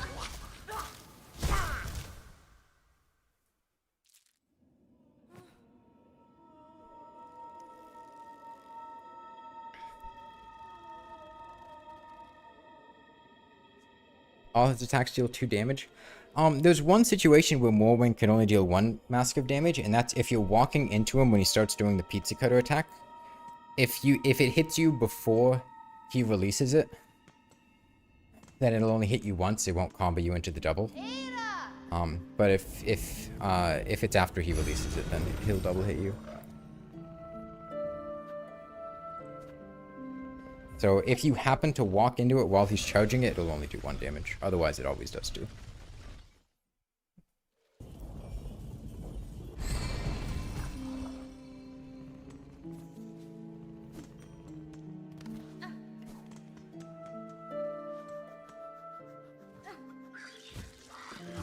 Pantheon of Farloom DLC is gonna be wild. Yeah, it's basically... You're already basically playing on Ascended difficulty to begin with. Everything already does double damage. Now they get to do quadruple damage.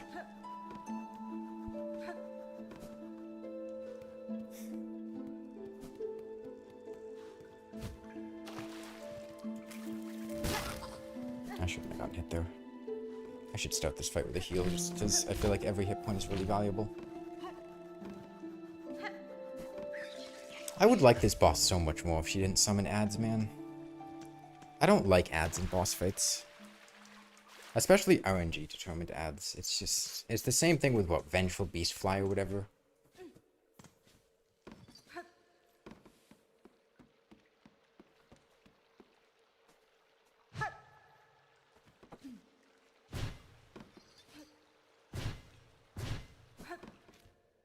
Savage Beastfly, yeah. What a terrible boss. He's optional though, right? We don't have to kill him. I'm just gonna heal now, because we'll get our soul back.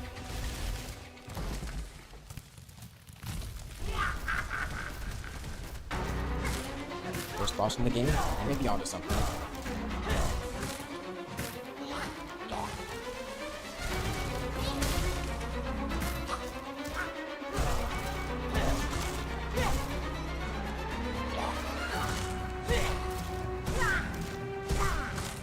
Yeah, the actual Sister Splinter herself, like this part of the fight, this is really good. I like this a lot.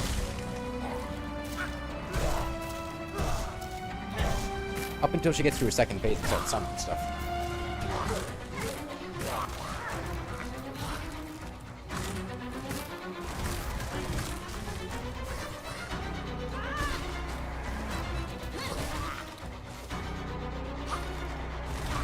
Does she always try to have an ad out, man? That's ridiculous.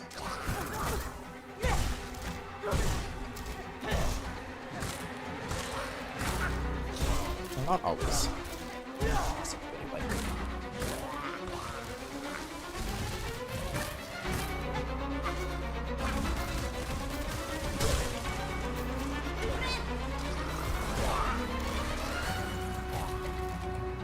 Sister Splinter, you wanna help a brother out? Thank you. Stop summoning, please.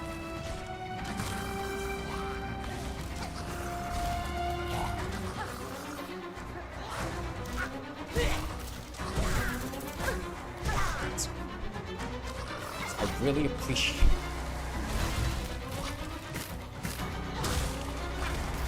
Stop it!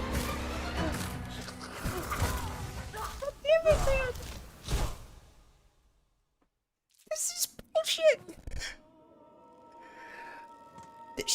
She is like hard-coded to try to summon an ad if she doesn't have an ad. And they don't synergize well with it. It's not like they're like synchronized to what she's doing. Like some bosses like Growl or something, like they summon an enemy and then they go away. Right? They just come in for an attack and then they go away. But no, these are just an independent AI that's going into an existing boss fight. That's pretty fun. Like, I like this boss fight. It's fun dodging her. She's well telegraphed. The beat is nice. I like it. And then she just decides, oh, hey, here's an ad that hovers out of range so you can't hit him. And sure, he dies pretty quickly. And, like, if you're on a controller, maybe you would be able to manage it a bit better. But if it hits you, there's 2 massive damage, exactly as much damage as I deal. And you also have 5 HP. Maybe I could have 6 mass if I, like, really rushed massive fragments, but... It's just... I get that I can parry it and, like, there's counterplay, but... God, it's not fun. Having bosses that just spam guys at you.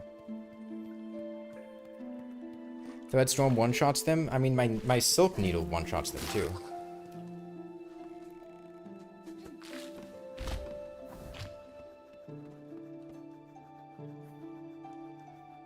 I'm basically just going with the Silk Needle. I know Threadstorm is good. I think I had Threadstorm the first time I did this fight. But, 1, I don't remember where it is. 2, we're already here. We're committed.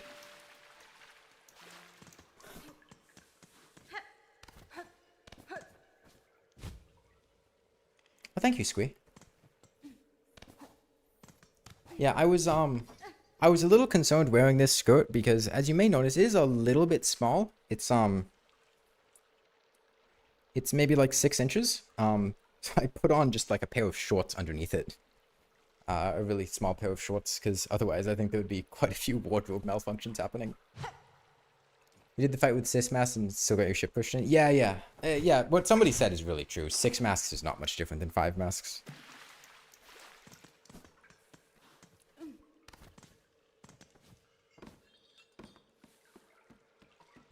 You can get 6 masks in Act 1? Yeah.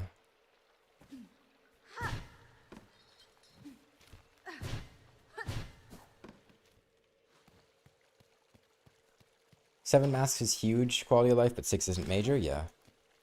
Well, it's because 5 HP isn't 5 HP. 5 HP is 2.5 HP. And, you know, 3 gets you to 3 HP. And if you're taking 1 damage per hit, then the difference between 2.5 and 3 isn't a lot, because you'll still be at 0.5 HP, you know?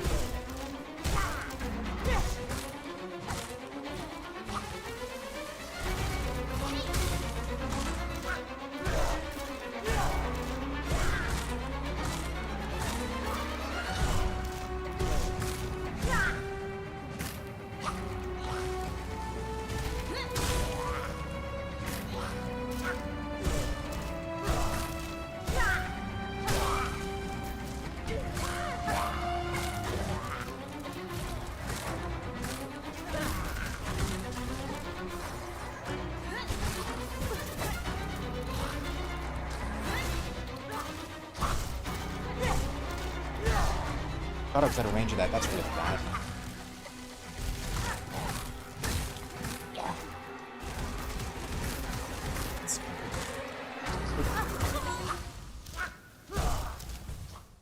I don't... Do I try to jump and pogo on him? What? He's coming from the right. I could have silk needled him, but I felt like if I tried to do that, she was going to attack me from above, and then I would have died to her attack. Maybe I could have. Maybe I just try to, because there's no situation where I just walk at them like that and that works. It can't work. The way their AI works, they immediately go down to your level and then spin at you.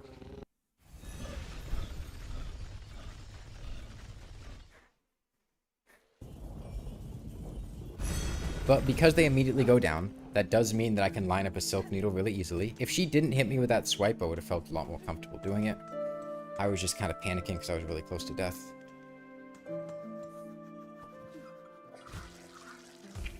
Man, did this again on accident.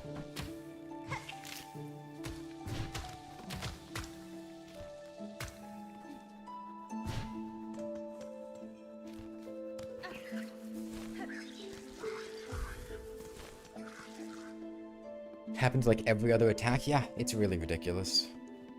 And I think it might be because I'm killing them, but honestly, it might not even be because I'm killing them. And it really sucks because, like, I do really genuinely like the actual boss herself. Like, I feel like Sister Splinter is actually really fun. It's just, she spams a bunch of guys that I feel like detract from the rest of the fight.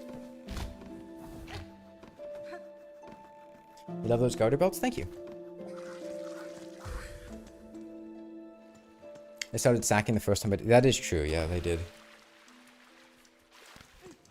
Yeah, at that phase, I just need to just start DPSing, and I can't get hit, and I have to just kill them before they show up, and then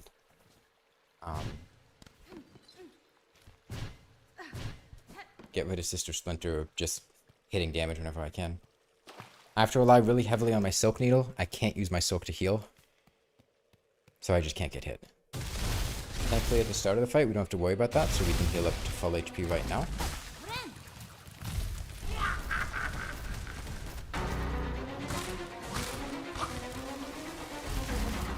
Oh, we don't have enough. Damn. I thought I had that Silk to never mind. Spear. I didn't want to dash shield because I felt like that would be dangerous. That's dangerous.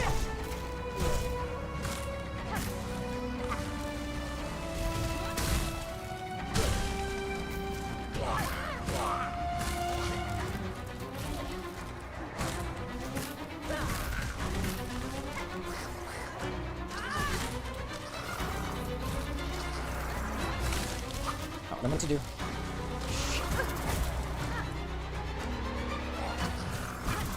By doing that.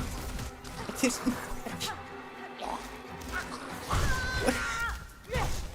What do I do, man?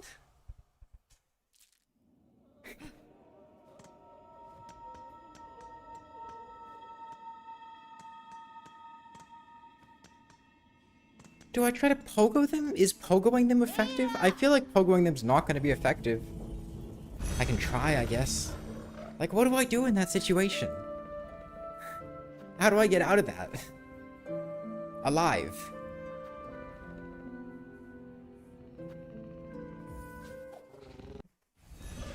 I have my tool bound, yeah, but I only have the throwing dagger. Do they not take knockback? They take very little knockback. They take a little bit. I mean, I hit the guy there while he was in the middle of the charge, but like if I hit him horizontal, he just keeps coming at me. It doesn't avoid him. She'll be above me? Yeah, she will.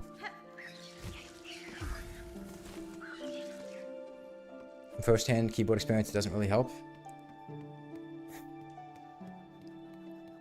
I guess I just keep brute forcing it until we get lucky, and the RNG with how they spawn lines up. Can I maybe swing... Tool swing on the thorns to save Silk? I mean, not having Silk isn't really the issue.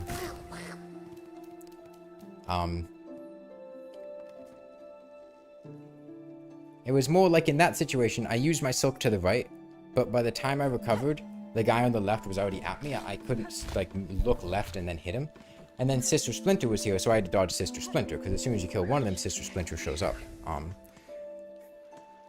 And then, so I ignored the first guy to try to find an opening, and then Sister Splinter immediately summoned a second guy, who appeared on the other side of me, and then I had two guys, one on either side. I was getting spirit roasted, and I'm just defenseless there.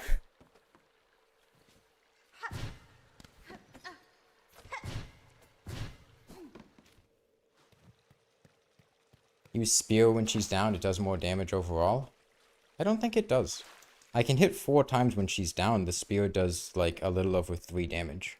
I would need to hit her twice with the spear when she's down, which I don't think I actually have the time to do. She recovers kind of quickly.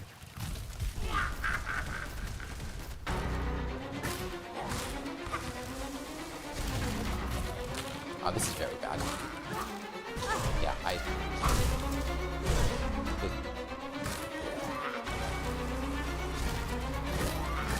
I was a little bit too far away, which meant that my first attack hit like directly next to the thing instead of breaking it, which meant I didn't have range to dodge her actual swipes. You know, we're trying the circle spell. Well, the problem is I don't have the circle spell.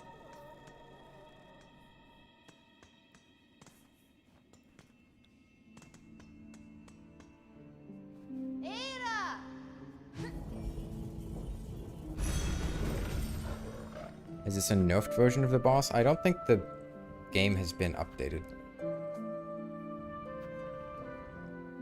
I can't say for sure, but... Do I plan on doing the whole game like this? I'd like to. There's a beta branch with a new patch. I'm not on the beta branch. Never catch me being a beta.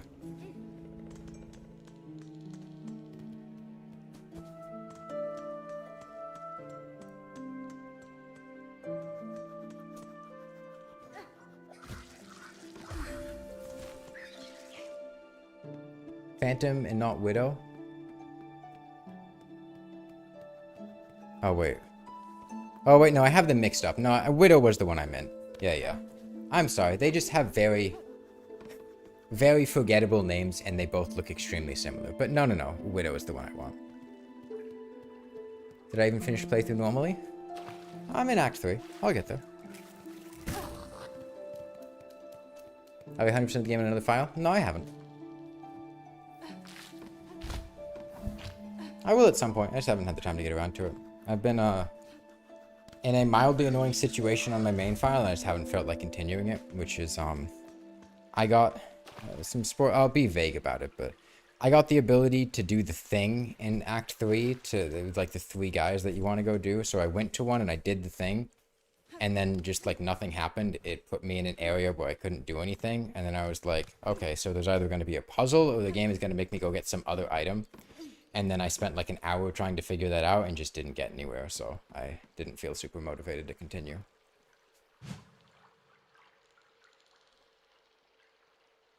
Did I kill the Shellwood boss? This is the Shellwood boss. We're working on it right now.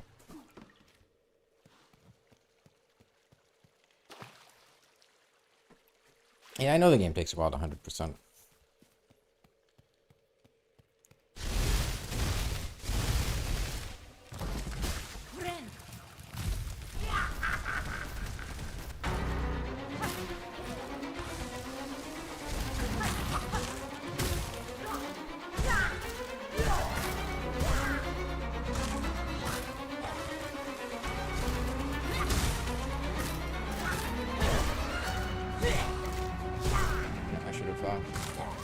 More attention.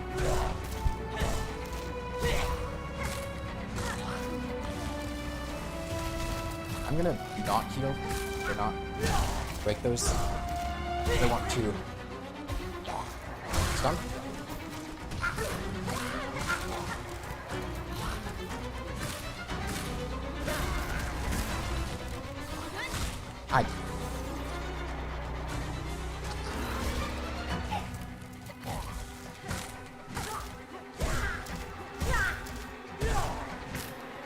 DPS the shit out of her.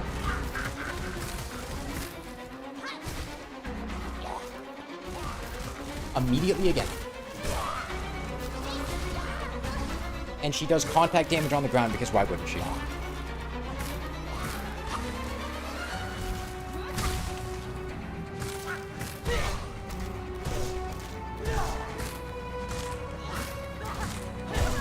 I pressed jump instead of dash. Why wouldn't she deal contact damage on the ground, man? Why wouldn't the boss just get stunned? Right? Why can't bosses just get stunned in this game?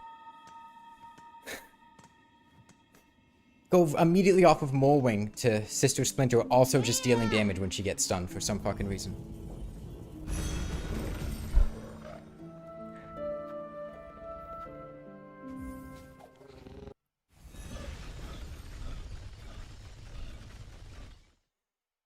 Oh, it scales based on needle damage? That's cool.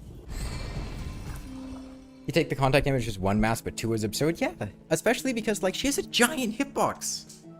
It's so easy to accidentally walk into her there.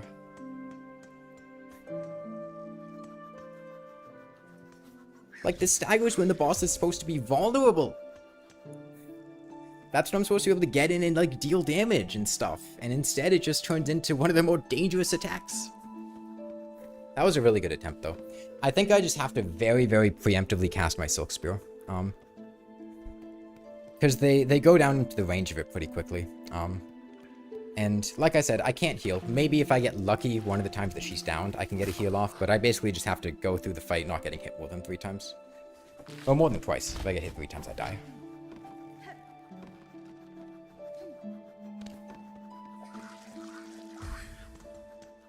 Giving up is understandable? Nah, this isn't bad enough to give up. I mean, I think we came really close to killing Sister Splinter there. I don't think she has that much HP. Like, I think probably we would stun her 3 times and then she would die. We stunned her twice and we were pretty close to a 3rd stun. I'm not certain on that, but that I was kind of feeling like that based on... I'm going to take damage because I forgot to jump beforehand. I misinputted. Walked off first.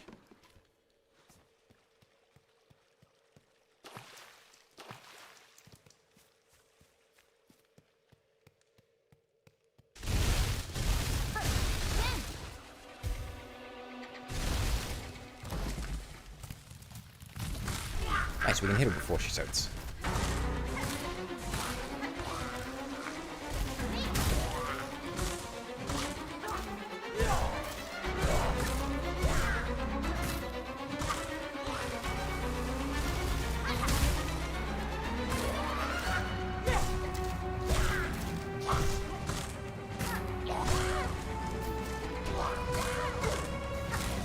Especially because it's not just touching her hitbox, right?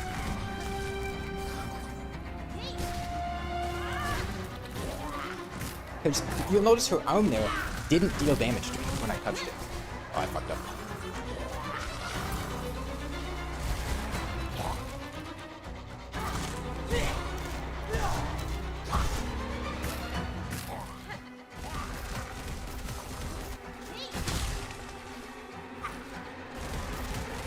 Come on, girl.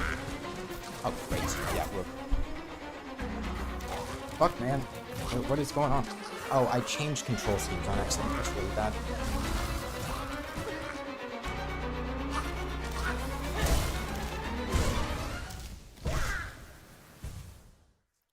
Why Silk Spear over this? I don't have the Storm attack, Flambeau.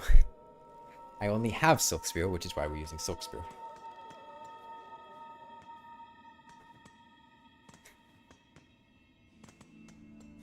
That's like asking, why do we only have 5 masks? Because I only have 5 masks. Why don't I have this charm or tool? Because I don't have it.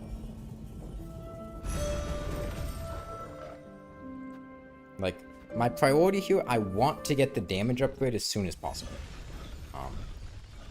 That's my goal. And that's why we're doing Sister Splinter right now. Because I think once we get that damage upgrade, getting a lot of other stuff in the world is going to be a lot more reasonable. This should help out a lot. It's just we had to do Morwing, now we have to do Sister Splinter, and then we'll have to do Widow as well.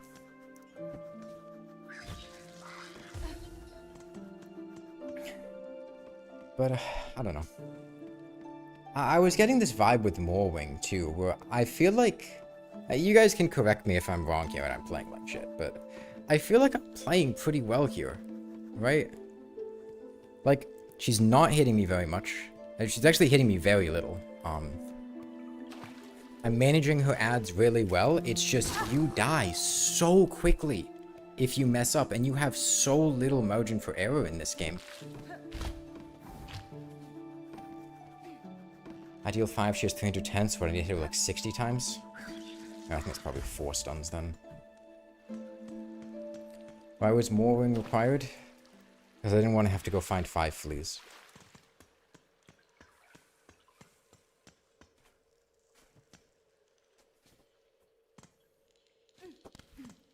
So yeah, I need to hit her like 62 times, and if she hits me 3 times, I die. That's the exchange rate we have here, which is pretty ridiculous. What does our damage go up to with the upgrade? Is it like 7 or something? 8?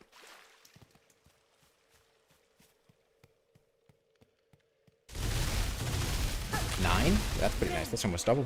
Yeah, I definitely want that.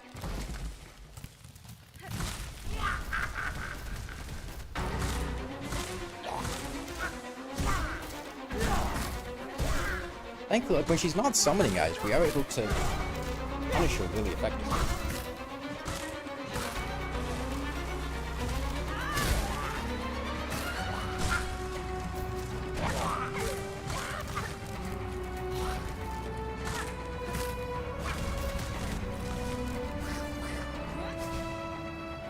Fine. That was a little close. I'm gonna summon immediately.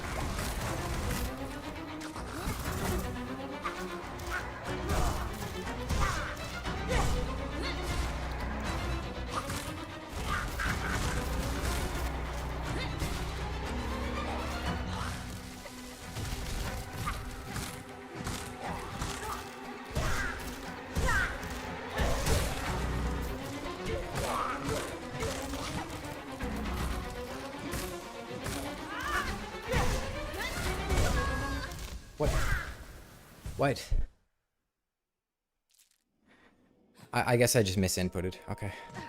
I must have been standing slightly too far back here when I was idle. I don't know how I managed to do it twice, but okay.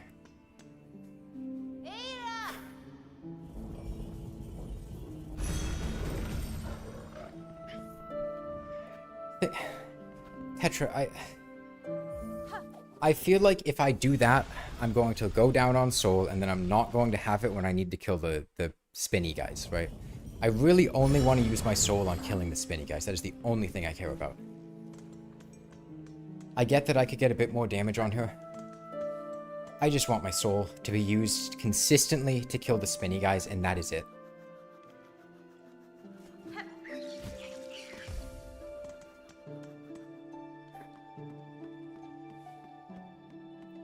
Yeah, I know I could be playing a bit more efficiently with my DPS there, but like I don't feel like my damage on Sister Splinter herself is bad, and what that lets me get, it would be like 2 extra hits per stun, which would be pretty nice, but you know, it's not too difficult to get 2 extra hits, and I think having the certainty of, because sometimes I whiff my first Silk Spear on them, right, and then if I don't have enough to do a follow-up, I'm kind of screwed, so making sure that I do have enough is really nice. Plus, it's possible I could mistime the Silk Spear, right? Like, my timing of it's not perfect. And she actually recovers kind of quickly. So it's possible I could whiff the Silk Spear or cast it in the wrong direction on accident or something. Then I get nothing from the stun and I lose my Silk. It just... It feels like I'd rather, Nice one. Just play normally. And yeah, it is like one mistake and I instantly die, so...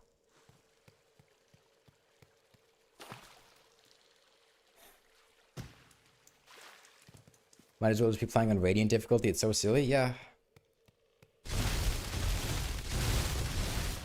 And like, I know that some of it's because I'm on a controller, right? It's not like, or sorry, on a dance pad. If you had a better control scheme, it wouldn't be this pronounced, but... And,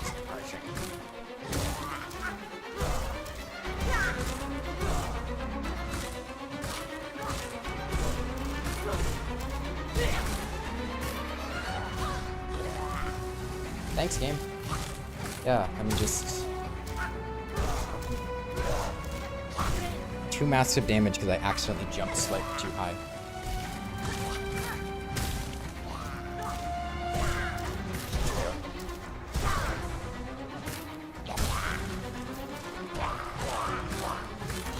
I'm screwed now. I cannot afford to heal.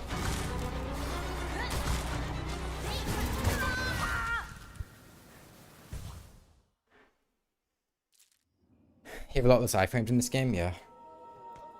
Yeah, that was... I could have used my Silk to heal, but if I used my Silk to heal, I wouldn't have Silk to kill those guys, and I would have died. I can't get hit at all.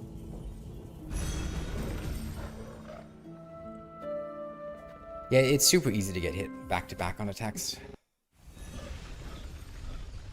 It just reminds me of what... somebody yesterday had said that... Oh, sorry, when did I stream? Tuesday? That Silksong only had 2 playtesters, which really explains a lot. Somebody created a mod that makes enemies that deal double damage deal triple damage. Doesn't even make that much of a difference in the early game. Yeah, I mean, if the enemy's hitting you in the early game, you're either dying in 2 hits or 3 hits. It's not a huge difference between the two.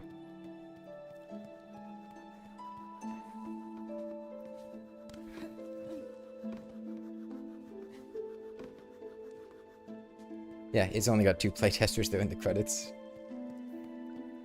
Which is crazy, right? For a game this big with this much content, having 2... I mean, the game, you know, wasn't developed for 7 years, but there's no way you can catch everything you need to catch with 2 playtesters, and there's no way it's going to be super balanced, because that sample size is really small. They're not going to be representative of a large chunk of the player base. I get why they did it for, like, avoiding leaks, because, it would... The more people you have, especially if you don't know if you can trust them, the higher the odds of a leak become, and this is one of the most anticipated games of the past couple of years, if not the most anticipated game of the past couple of years, so the demand for leaks would have been super, super high.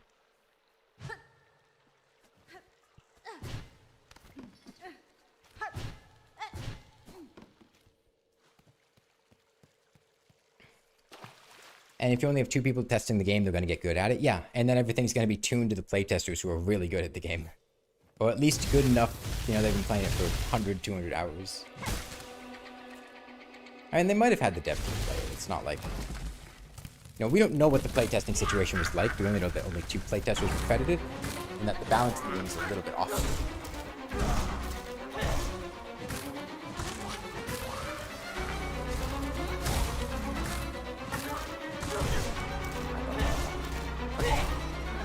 It's fine. This early on, we can... Okay, never mind. I was gonna say we could afford a heal. I think I can if I do this and then hit it 4 times here. And then come here. No, I have no iframes. And we're dead.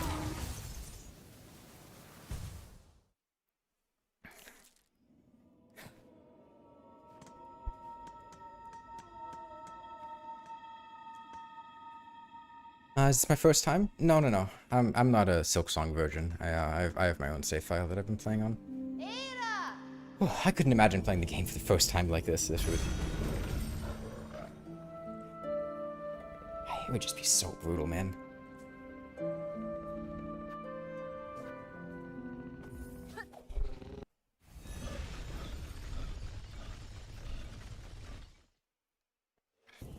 I'm really good at phase 1. The ads suck. Yeah, and it's just... It feels like the game is demanding perfection of me, right? Like, no matter how good I am, I can't make mistakes ever. It was like that with Morwing, too. Like, I couldn't kill Morwing unless I just did not make mistakes ever. I mean, the successful fight that we killed him, it was like 5 minutes long and we got hit once. And we still barely killed him. Like, it was extremely, extremely tense, and it was extremely, extremely difficult the entire time. And we had, like, 10 attempts where we almost killed him and just, like, died right at the end. And it's the same thing here, where we're fighting Sister Splinter, and, like, I feel like this is fine. I have the boss down. I know what she does. She just has a really big HP pool, and I can't mess up ever.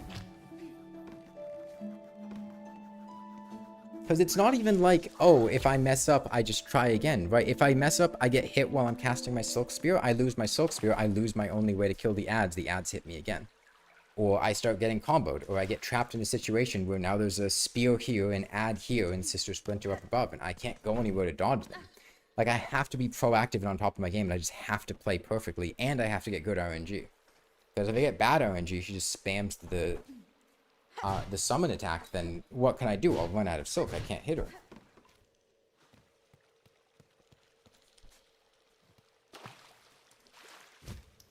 If it's the bench paper, I have to pay for the bench. I don't have money.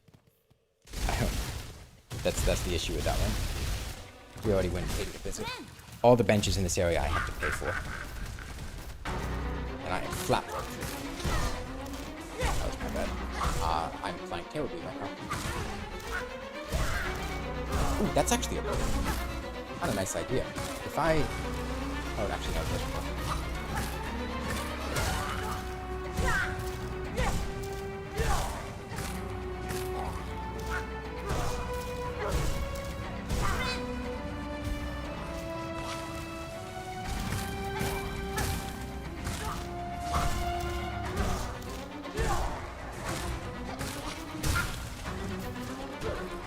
At least they had the courtesy of making Sister Splinter's stun animation a bit longer.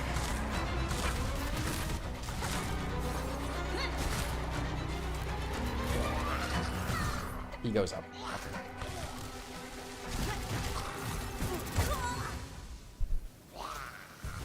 I thought he was gonna go down on me. He flew up instead. Because last time that happened, he spun down at me, but I guess I needed to wait longer.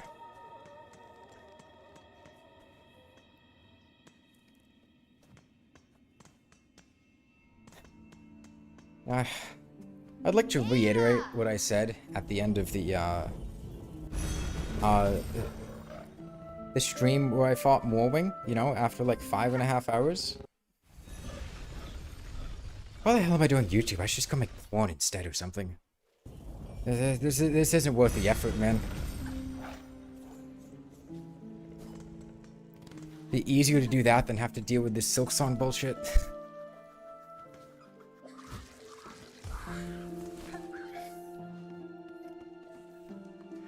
Hope this won't be Morwing too. It shouldn't be. It shouldn't be. Like, it doesn't feel difficult.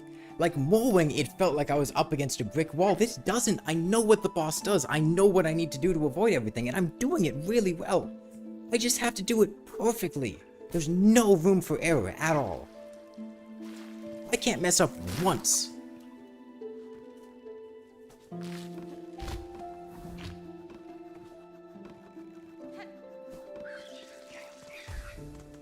Maybe I should farm for the closer bench, man. It'd save us a lot of time on the runbacks.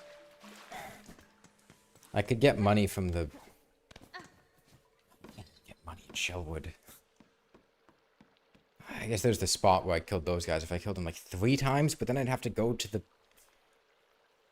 the Bell Beast every time and fast travel. Man. Why couldn't they just make an actual bench? Why does every bench in Shellwood have to take rosaries, man? That's really just the 2x damage? Yeah, especially on the minions. Like, if the minions didn't deal 2x damage, this is immediately way better. Are they still annoying? Yeah, but they're not dealing 2x damage.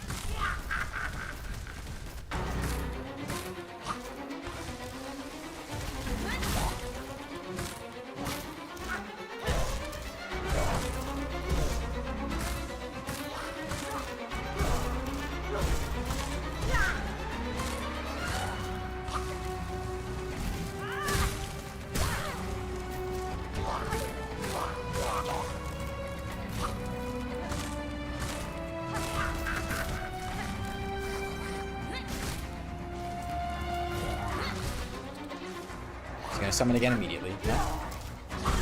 Oh, I thought she was gonna go all the way to me. I didn't think she was gonna stop in the middle. I didn't realize she did that. Oh, this is really bad.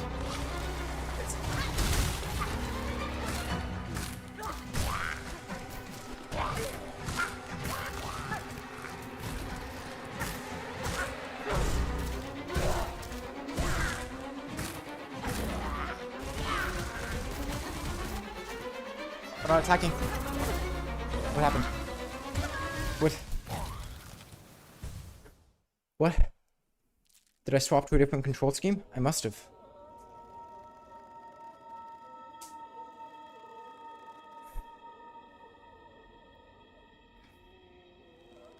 What? I don't even know what happened. I was trying to attack and I just wasn't. I must have accidentally swapped to a different control scheme. God, that was going perfectly. One mistake once, and I am dead. There is just... That's so ridiculous.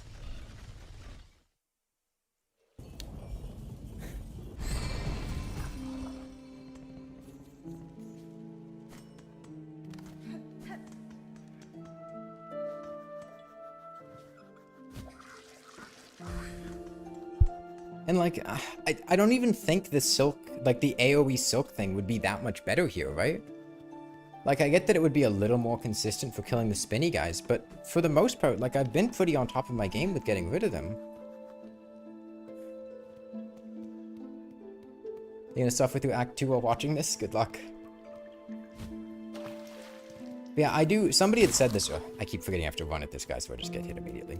Somebody had said this earlier, and I do agree with it, which is that, the difficulty curve is really high in the early game, and it falls off as you get into Act 2.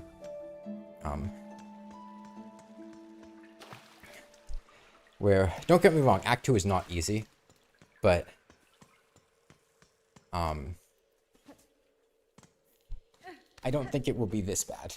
Hopefully. Although there is bile water. Fucking bile water, man.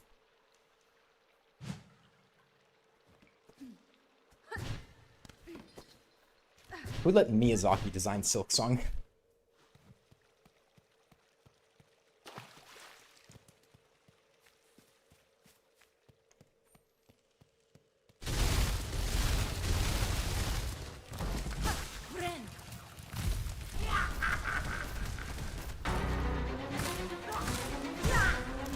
I was reading chat, I wasn't paying attention. It's fine. We get enough silk here that we can heal.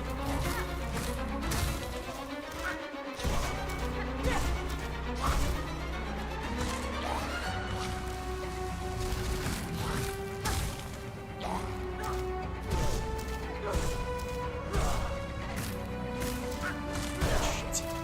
That's fine. 4 health is the same as 5 in this fight, so we're still basically at max HP. Wait, no, 4 health is not the same as 5. What am I talking about? It's an entire extra 50%.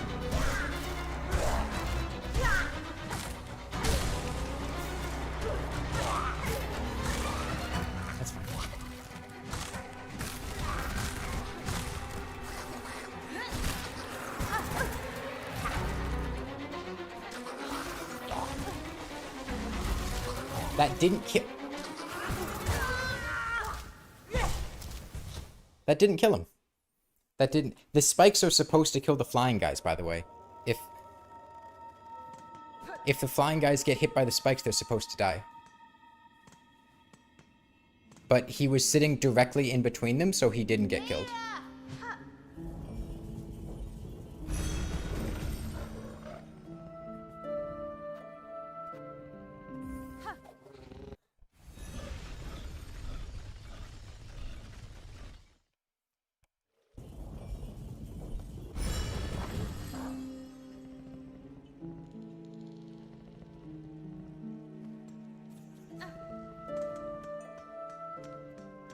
Is this at least enjoyable to watch? Is there some silver lining here? Because I feel like I've been stuck playing really, really well, and the game just doesn't care. Local flying stick bug was banned.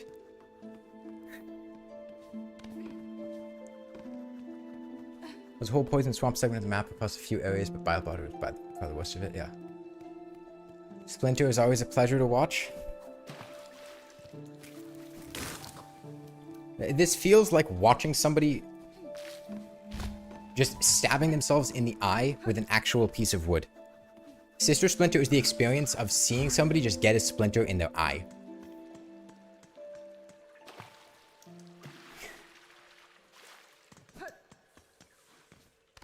I don't know, like, I want to make progress. I do, and I'm trying so fucking hard, man.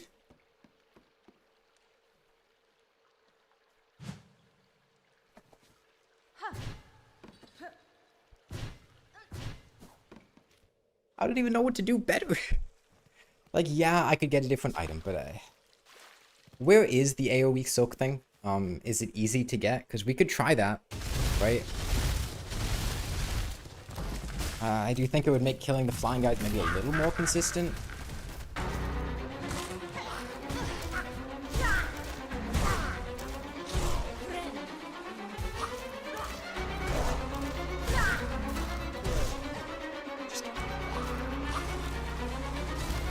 AoE Silk is not a guaranteed kill.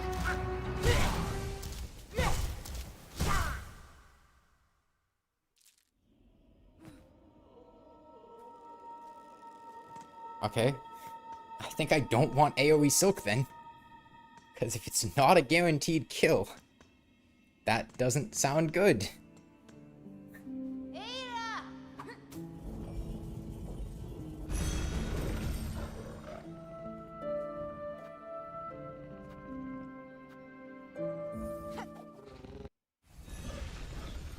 Do you have to kill Savage Beastfly? Oh, dude, if it takes Savage Beastfly, we're never fucking getting that skill. It's a multi-hit. If they don't take enough, they won't die. Dude, I don't know. That doesn't sound... Like, when the Silk Spear works, it works really well. I just have to play proactively on top of my game. Oh, is that where you get Crest of the Beast? Beastfly? I would check out. Yeah, well, Crest of the Beast sucks anyway, so I'm not...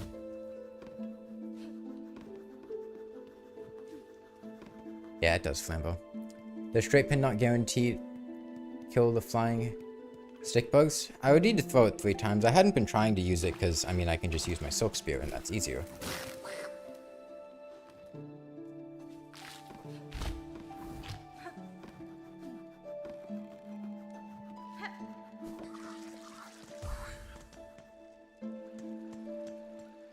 I'd also like to point out one thing, and that's that, I think I'm, like, out of beast shards based on the fact that I don't have any straight pins, or, like, I'm missing a straight pin, so I don't know if I can actually utilize it super effectively.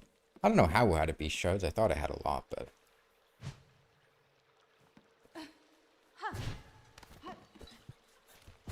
Although, I will say, on the positive side, one thing I really like about this game, I like the mounts, being able to mount stuff, like from a ledge, the grapple up.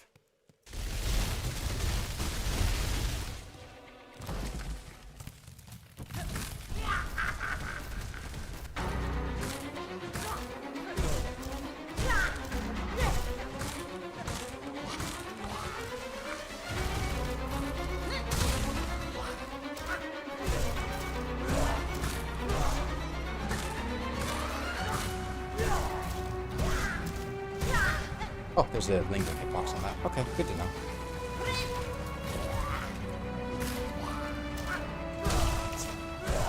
Remember that she doesn't go across the entire arena, she'll stop halfway.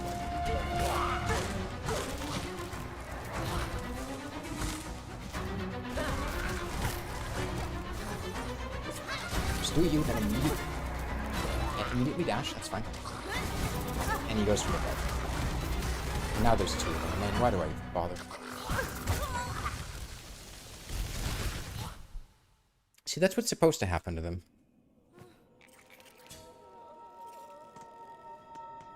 Oh no, I guess maybe I just threw it on accident. I do still have 92.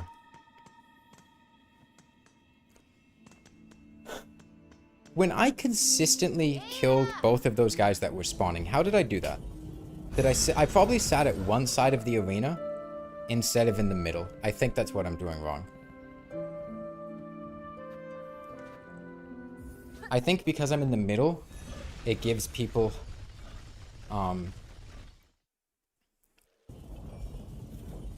it gives the spinny guys time to get to me, whereas if I'm on the other side of the arena, it takes longer and I have time to do the second spell without getting hit. Think AoE is better here? Dude, I don't care.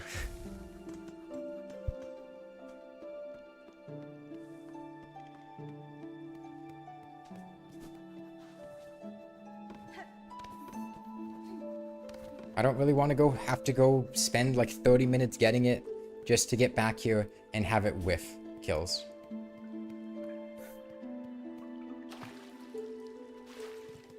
We're here, this works, honestly. Because, like, let's say I get the AoE spell, and then I come back, and nothing changes. And we just wasted half an hour. And now I need to, like, get back into the rhythm of the fight or anything, that takes me another half hour.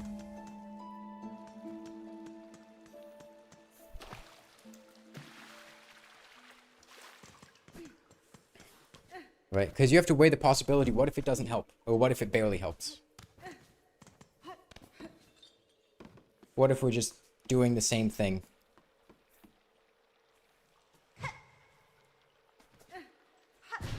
And it's not really any easier.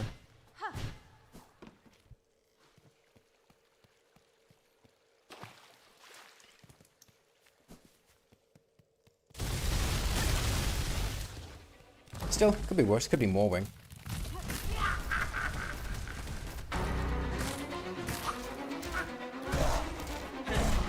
Oh, stop pressing an accident.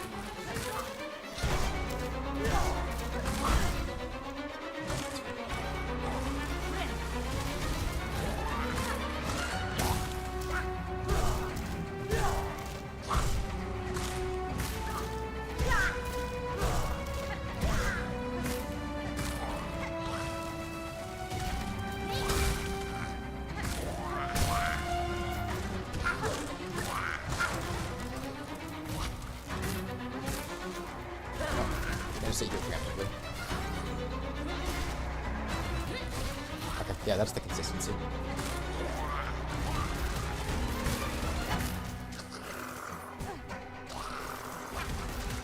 Come on. I need you to kill him, Sister Splinter.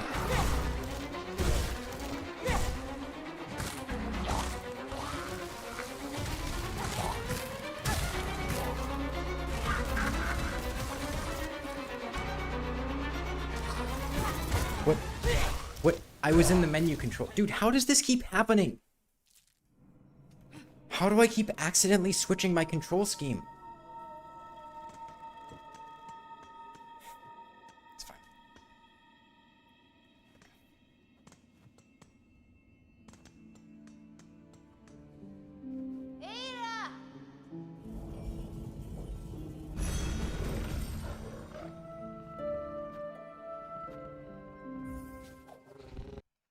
What? Am I just, like, completely incapable of remembering where I am on my dance pad? How do I keep misinputting things? Because I don't even know what I'm doing wrong when I'm misinputting it. Like, if I knew, like, oh, I'm stepping slightly too far back or something. Like, it must be that, but...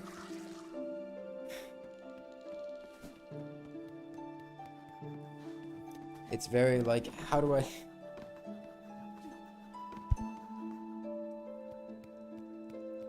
I changed my dash keybind? No, I didn't. My dash keybind is still on the top right. The only thing I changed is my dash keybind in the pogoing control scheme to match with my normal dash keybind, so that it's the same movement. But in my default control scheme, my default attack one, I didn't change it.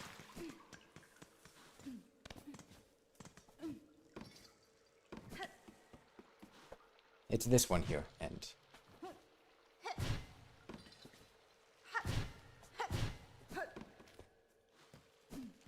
Alright, let's try again.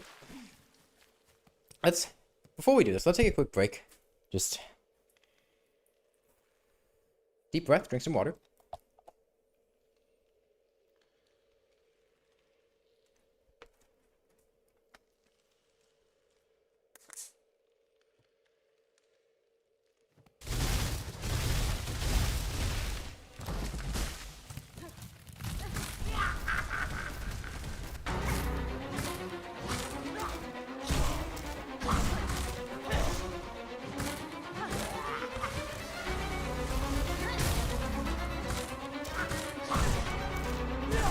That's fine.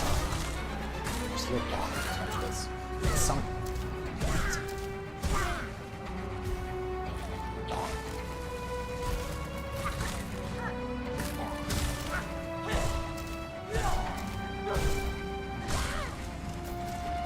Can't afford to deal again.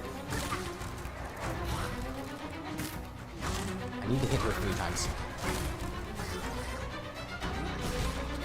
Okay. We're slow as enough. She's gonna summon again.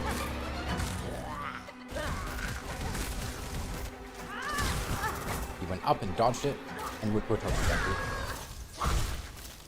I could have played that if I didn't dash as far, I wouldn't have dashed into Sister Splinter. The enemy went up slightly. I guess I should have jumped before I did it, dude. I don't know.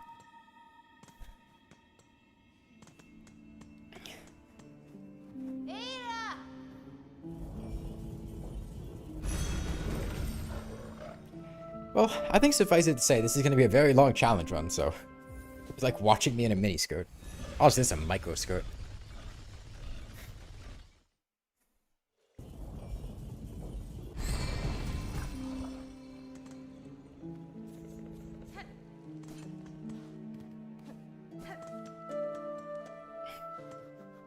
Yeah, it's stuff like that that, like, I guess looking at it retroactively, I could see something that I could have done to avoid that situation, but oh my god, dude, realizing that in the moment, in like a 1/10 of a second, and then moving my body to react accordingly, like, I need to dash to the right, but I can't dash too far to the right.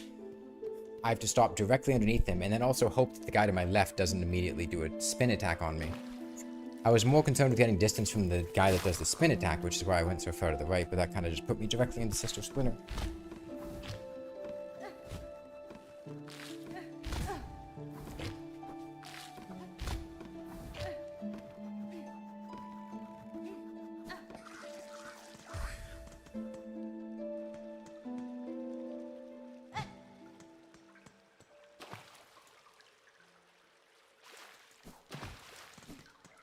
Yeah, the spear should have hit him. It just didn't, because I don't know. I guess I should jump before throwing the spear in case they do that. Which then puts me closer to Sister Splinter, which is dangerous, and also increases the risk of me whiffing it, but I don't know what the alternative is. I think Widow will be easier or harder. Hopefully easier, she doesn't have ads. The ads are the main problem here. Like, if it's just a reflex test, I'm pretty good at that. Plus, doesn't Widow only deal 1 damage with most of her attacks?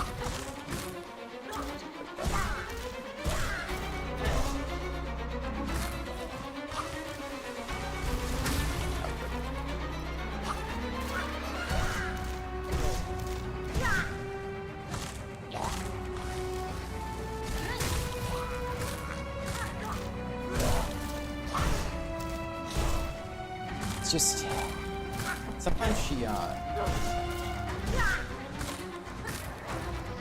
I cannot afford to heal here, sadly. Actually, no, I can't. have to, because...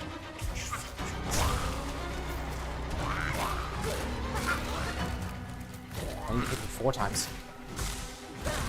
Go to the right here. Double hit. What? Did I accidentally walk to the... I guess I did. It's fine. 3 hearts is the same as 2. Just incredibly aggressive with DPS. Getting good on it, she's not summoning.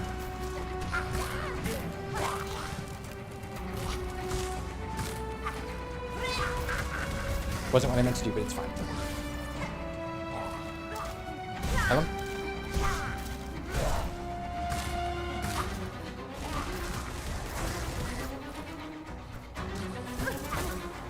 See, that's the problem. I miss injury. What the fuck was that, man?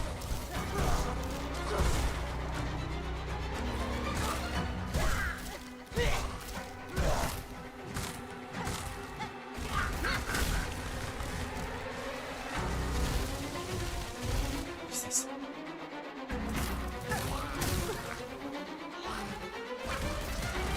What is this? Oh, great. Okay. So, when she gets to, what is that, half HP? She fills the entire room with spikes. I didn't remember that she did that, so she killed me with it. I didn't have the silk to break it. I didn't know what was happening. And then, of course, she's stunned. And I couldn't stay on her left because there was a guy there who was going to kill me. I had to... But then she deals contact damage, because why wouldn't she?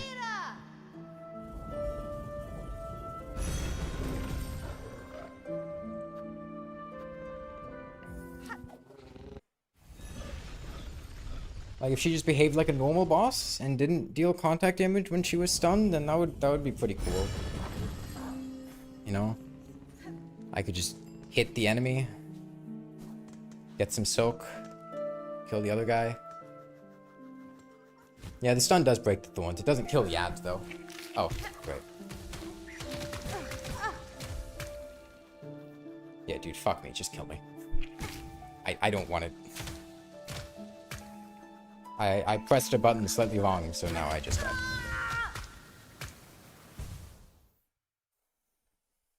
How close is that to her being dead? Is that 50%? Is that 25% of her HP? Yeah, I lost the 3 rosaries.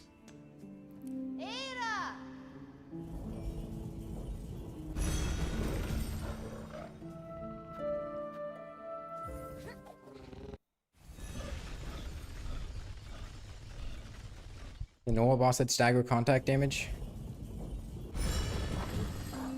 I guess a lot of them do, yeah. I guess it's just, it feels especially pronounced with enemies that stay above you because they fall on top of you.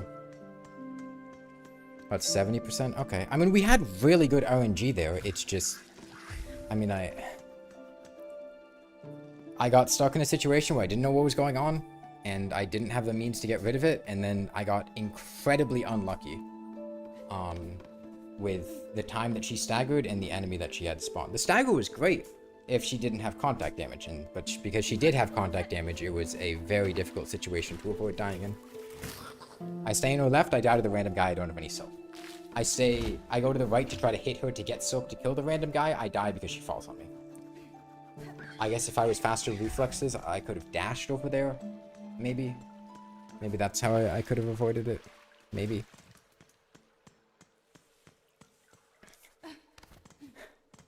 I'm getting pretty unlucky. I mean, I wasn't. I was getting really good RNG. It's just...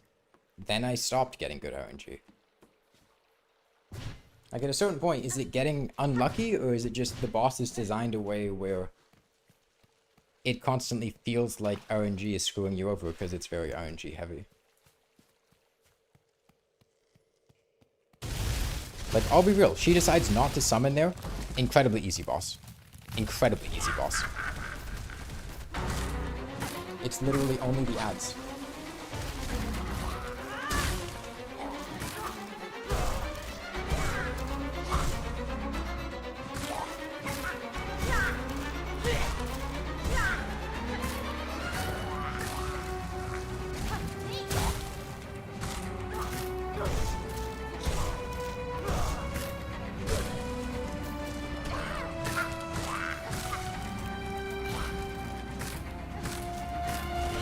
3 times because he looks distance. What? Does that push me back slightly? Why do I keep getting hit there? I moved in. I was really banking on that working, and I'm glad it did. RNG finally doing the assault.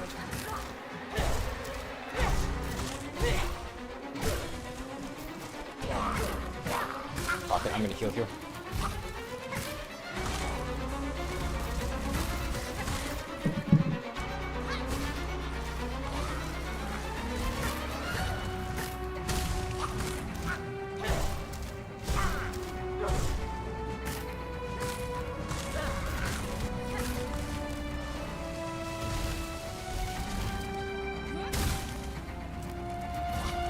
Don't summon. Damn it. Okay, we're good. I'm in the wrong control scheme. Good thing I caught it.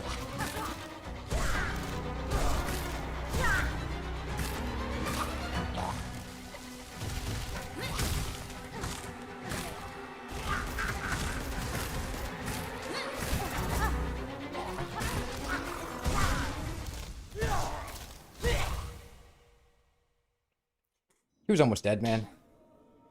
She was almost dead. But, you know, I messed up once. Sorry, 2 minutes into the fight, I messed up once and I died.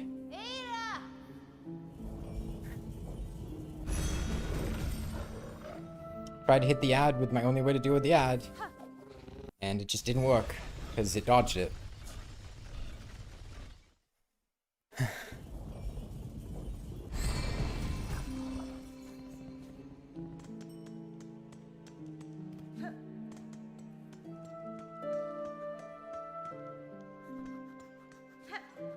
I know I did good, but it doesn't feel like I did good, right?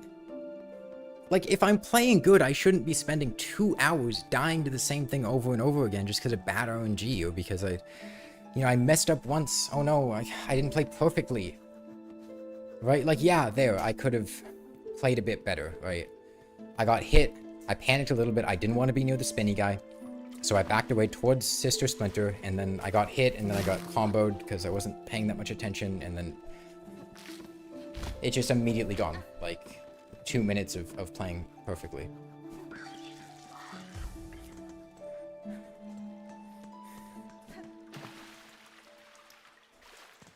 But, I did figure out a couple things. One, I think I could skip her summon entering her 3rd phase if I were to immediately jump and Silk Spear her. I think if I immediately jump and Silk Spear her, then she'll get knocked down, because it's only 2 hits after she does her Thorn summons before she gets knocked down. It'll break all the Thorns. It seemed like she consistently immediately tries to summon. And then that means I can actually punish that.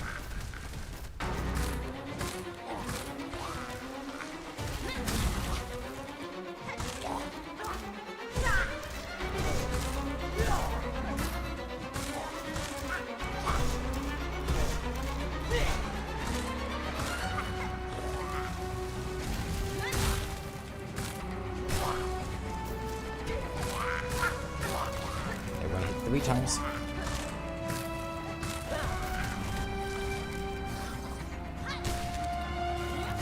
If I'm distant from them, they consistently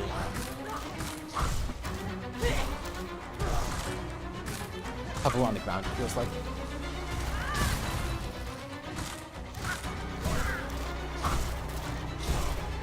Stop.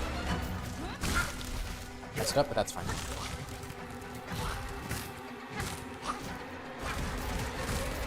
Is there someone who hug right? Oh, that's very bad. Fine. Kill him? Yeah. I need to break these.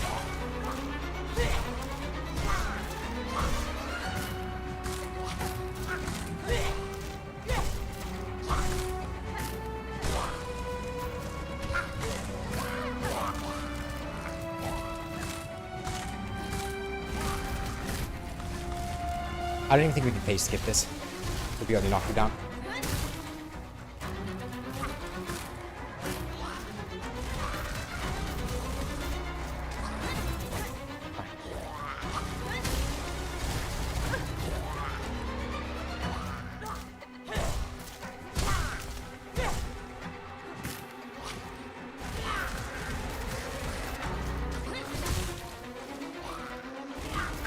Stop summoning. Please.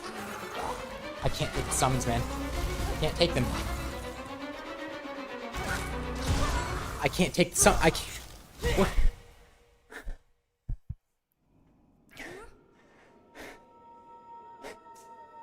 I can't take the frequent summons when she sits in places I can't hit her, and I have to use my spell to break the thorns, because she won't break them herself, because she won't fucking attack me. All that she'll do is summon, guys.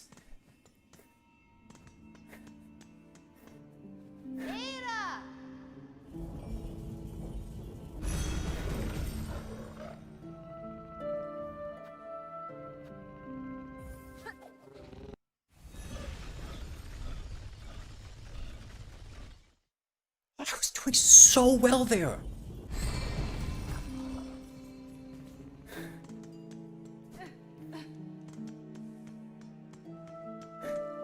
Yeah, all she does is summon at the worst possible times. And like, it's easy when she summons when she's not on screen, right? The first time she summons, that's easy. I know exactly how they behave, I know exactly how to avoid it. All I have to do is just hug the right wall, spear once for the first guy, wait for the second guy to get closer, spear again. That's easy. Every time after that, there's this lingering uncertainty, right? Because you never know if she's going to immediately follow up with an attack, right? Like, you want to make distance so they stay on the ground, so they follow you, right? But if you do that, she might immediately come to you and attack you, and then you're fucked.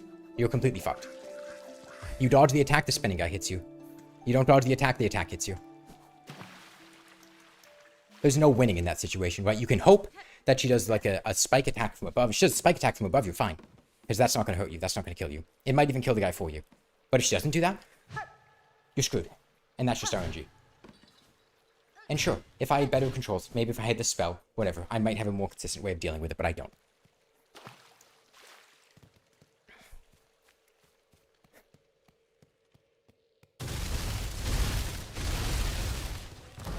Wonder if we leave that. Right, because we don't get anything for it. It's just an influx of silk if we ever need it. Oh, okay. The silk spear breaks it. I guess that kind of destroys that plan. Oh.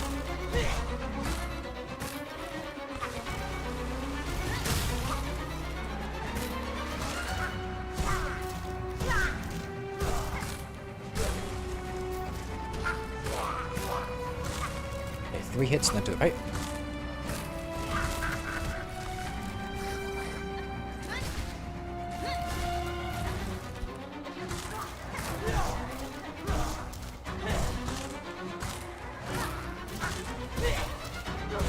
Get around you.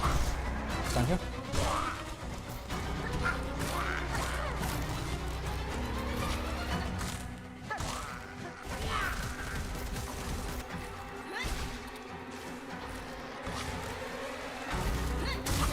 Just gonna summon again.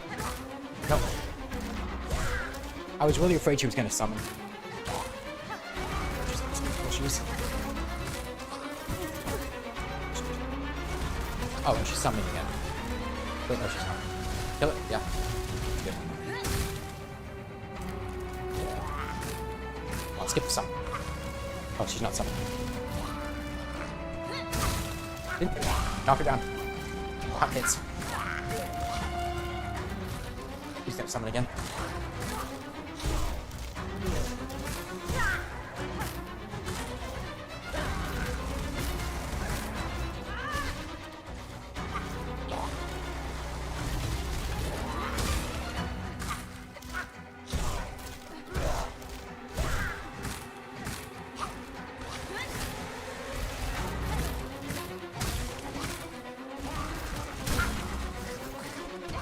Fuck. What happened? What happened? Why didn't I summon? Why didn't I use my spell? Why didn't I use my spell? Why didn't I use my spell? Did I not press it? I thought I pressed down and to the left. Did I not have a silk?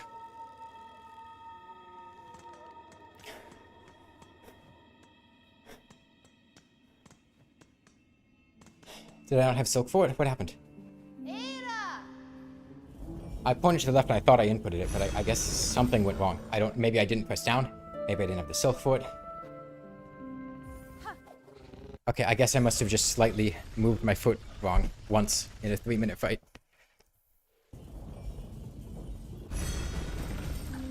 We're getting better and better.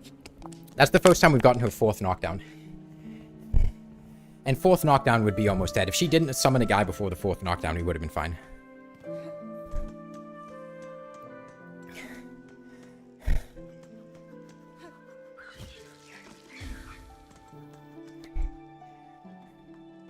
It's just, I didn't have Silk to kill the guy until...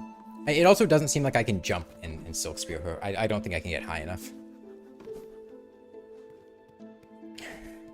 Which is unfortunate, but good to know. It's only 3 hits after she enters that phase to stagger her. So, if we pay attention to that, we can stagger her out of a summon.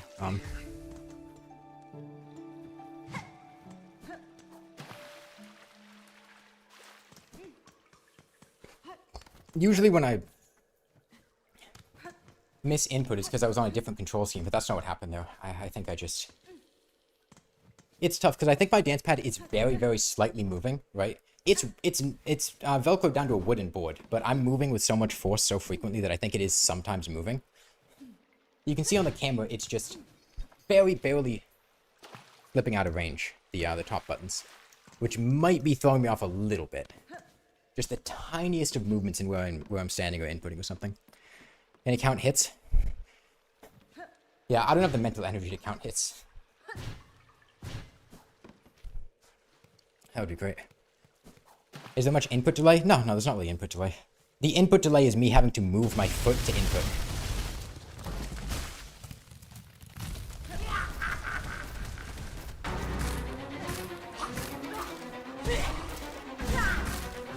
Why did I do that? Not like weird as in something weird happened, just weird as in why did I hit her twice instead of starting? I'm getting a little bit tired.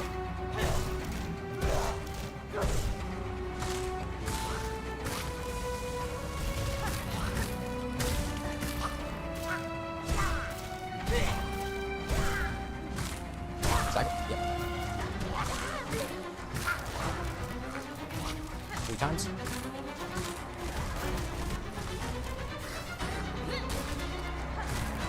What happened? What? I'm on the wrong control scheme. Why am I on the wrong control scheme? How does that keep happening? Man, what? So in order to do that, I have to press here, and then I have to press up here. Somehow, when I'm going to press my spell, which is right here, I'm pressing up here instead. Which I think is just imprecision on my part. Right? I can't look underneath me. It's all muscle memory. So for whatever reason, my muscle memory is imprecise, and I'm misinputting, and I'm pressing the wrong thing, and that's seriously fucking me over. Because 90% of my controls in that control scheme are the exact same, so I won't notice. I won't notice that anything is wrong until I go to cast a spell. As soon as I go to cast a spell, I'm going to hit down, and I'm not going to go to my spell inputs. Instead, I'm going to down slash. So maybe I look off screen to see more often, or maybe, I don't know. Maybe move the pad? No, I mean, the pad's relative, right? I'm moving with it, so it's not like, I can just easily go, the pad is moving. It's, you know, me and the pad are both moving, and it's very, very slight. It's like recentering myself, right? Because there's no central focus here. I don't have a pad or a handlebar to hold on to. I don't have a, like a 0.0 to return to. I just kind of intuitively know this is where I need to stand. It's fine. We can do this. We got really, really close that one attempt.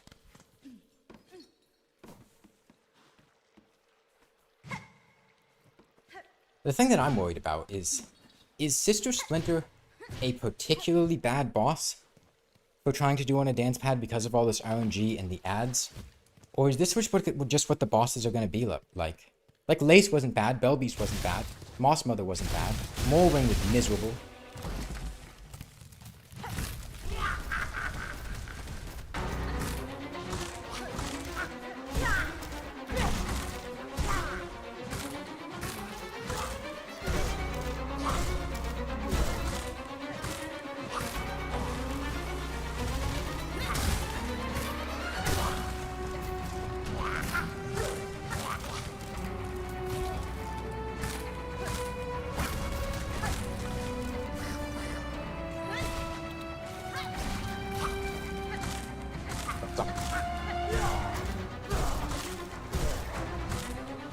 We need to be incredibly aggressive in this phase. Yeah.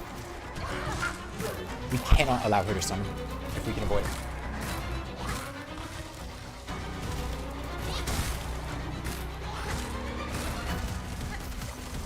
Can't really avoid it. That's fine. Come on, hit me. Oh wait, no. Okay, this is your next phase.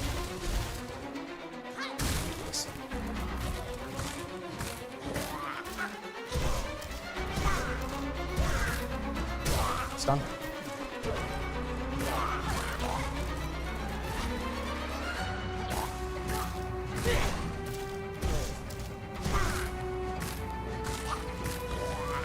Just be incredibly aggressive. I'm missing footage. Fucked. We're good. Don't summon again.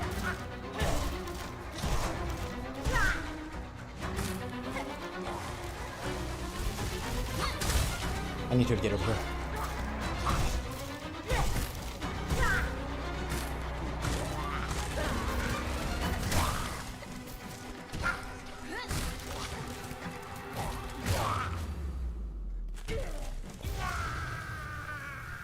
Dude, we were so close that other time.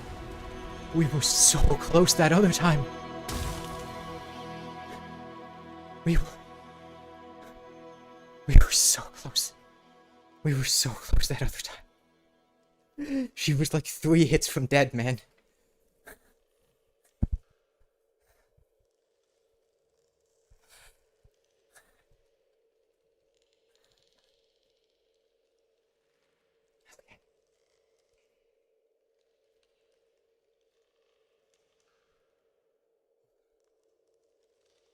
Oh my god.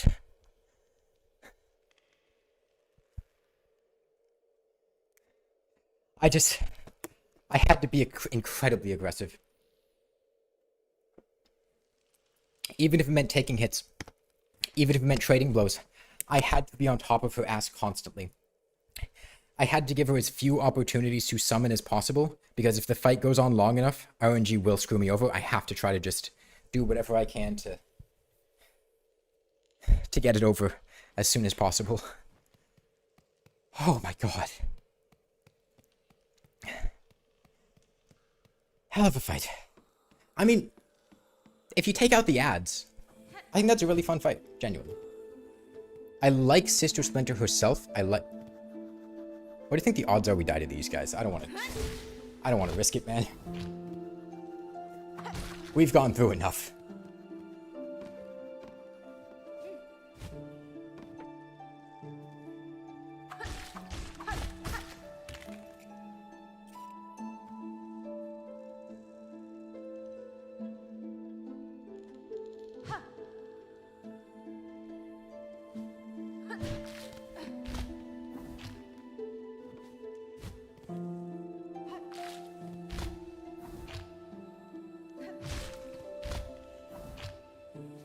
I think the fight is too easy without the ads, but too stupid without them. I mean,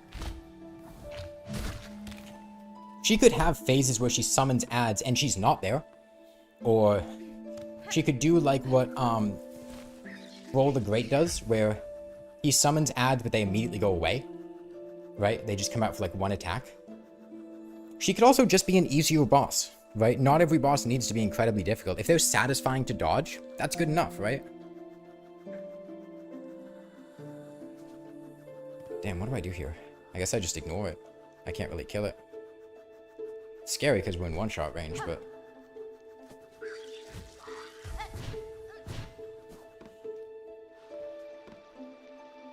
Oh, this is scary too.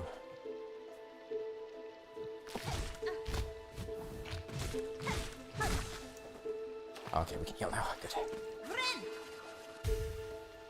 Think she just have another attack instead of ads? Yeah, that would be cool.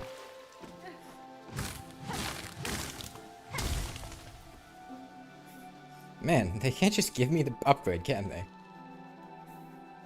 Jeez. I would... Yeah. That's a pretty tough... Boy, this... Tough area, huh?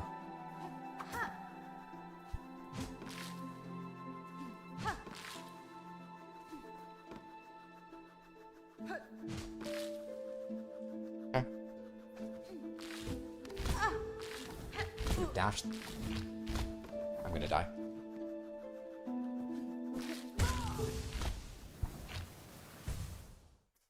Alright.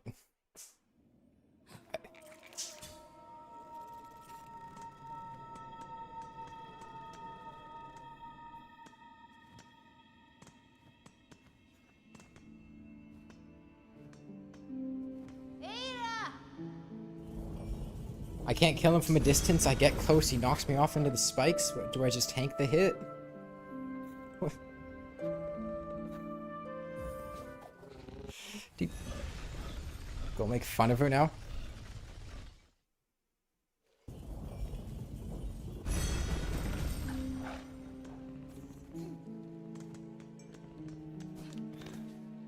Dude, I'm too exhausted to make insults. Sister Splinter. More like Sister Suck. And she's never gonna recover from that one. She's gonna wake up in a cold sweat in her 20s, remembering when she was in grade school and got called Sister Suck.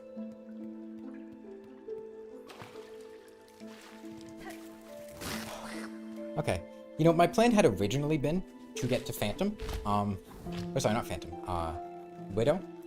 And, you know, it's a little bit late. And I did go for 6 hours against Morwing, but I can't get pounded for 6 hours every night. So I think I'm gonna get the upgrade here, and then I'll see how I'm feeling. Maybe I'll go to, like, unlock the Widow fight, try it once, die, and then come back. And then just leave Widow for the next time I play. That way we won't have to do the whole, like, build-up getting to the boss before we can start fighting them.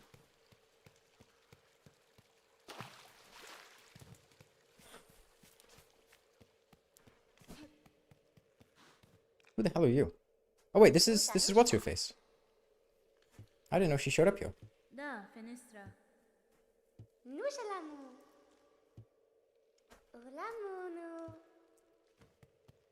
I didn't know she had a snail shell.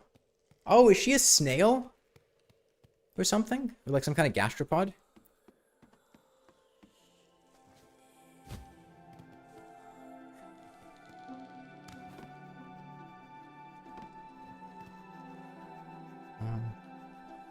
You know what? I should.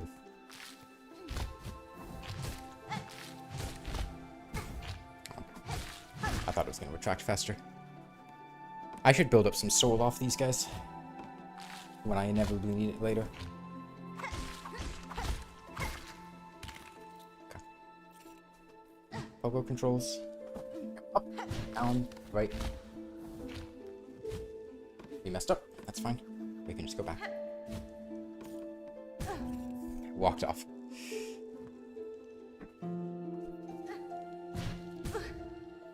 Thank you, Reaper Crest. That is the one unfortunate thing about the Reaper Crest, is sometimes that happens.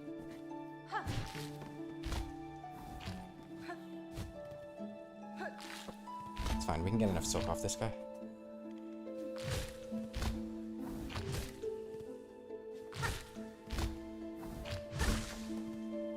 Heal. Yeah, still dancing World of Chaos. We just killed Sister Splinter. It was a nightmarish fight because she just kept summoning ads. And it was so disappointing because I felt like I was playing so well. But it just wasn't good enough. And we just had to wait for RNG to align and I could make something happen. It was really difficult.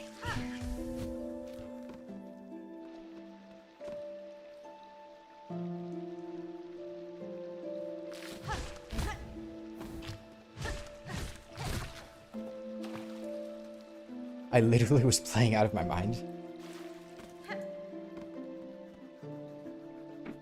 What do I...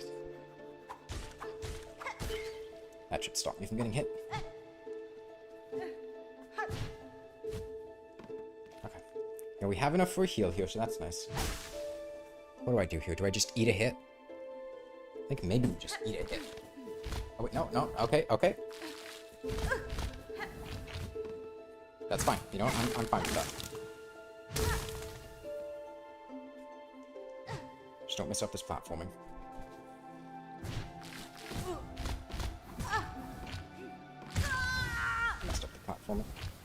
I was... I'm just tired. That's the only excuse I have there. You can get over most of the game, even kind of the stagger contact damage, but healing just barely drifting in midair is really yucky. Yeah, the spells drift me slightly on the ground too. There were a couple times during the Sister Splinter fight where I would cast a spell and then accidentally get backed up into the thorn behind me. That was not RNG, I got better over time I earned that win. Yeah, doesn't feel like I earned it.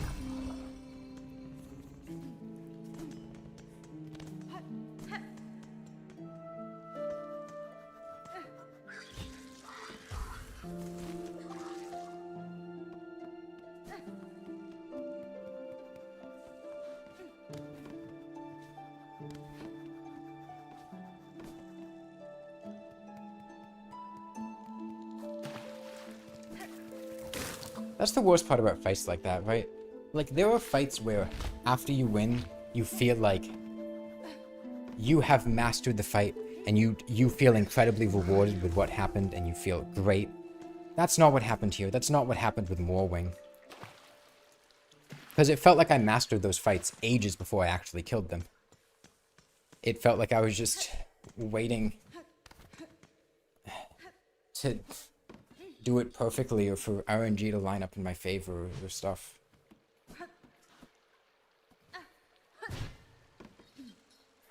And I gotta say, the fact that I can't buy a bench in Bellhart, or sorry, in here, because I don't have money, really doesn't help. Man, that really doesn't help. We would be saving like 1 minute each run back if I could just get that bench. And like, I would have to go to a different area and just farm enemies, because there's like nothing in Shellwood that drops rosaries. I think the Spearfisher guys might, but those guys are really difficult to kill, and I'd have to kill a lot of them. Plus, they'd probably die in water, and if they die in water, you know what's going to happen? Their rosaries are going to despawn, because I don't think they float in water. And like, there's the one kind of doable spot, but then I have to like travel a really far distance, and it's just so awkward. Later platform is actually gonna be crazy on the dance pad. Yeah, but I think I'll be fine with those. The only one that really concerns me is Mount Fae.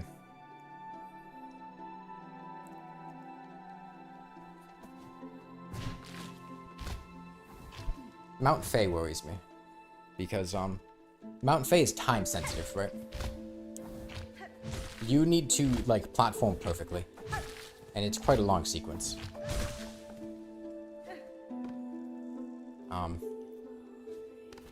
The start of Act 3 also kind of worries me. That section there, I won't go into details for the people that haven't done it, but that one there is a little spooky on me. Yeah, I mean, I had trouble with Mount Fae on a controller. Not like a ton of trouble, but a little bit. But again, I've done the Path of Pain. You know, I'm pretty good at platforming, all things considered. Not perfect, but pretty good.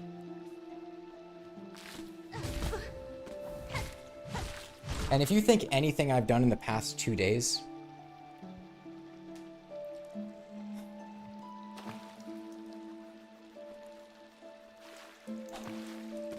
took a long time, I will remind you that when I did the Path of Pain in Hollow Knight, I was doing that for 3 separate streams for like 12 or 14 hours or something total.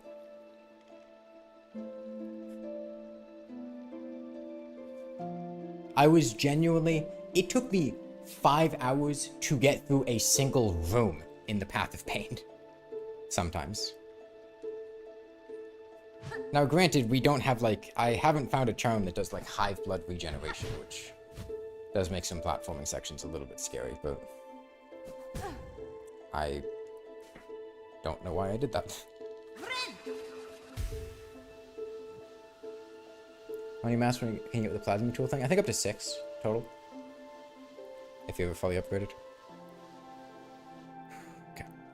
If I jump, dash, immediately jump, hover, jump, jump again. Alright, we're good.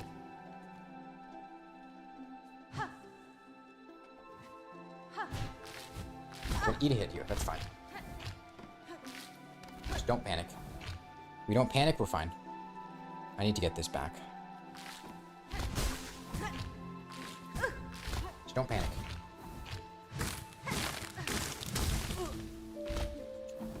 God damn it, what it? God damn it, what it, dude, that almost killed me. Well, maybe we'll have to look into getting that, Tyler. Or Typhi? I haven't seen it yet, but well, maybe we'll look into that one at some point.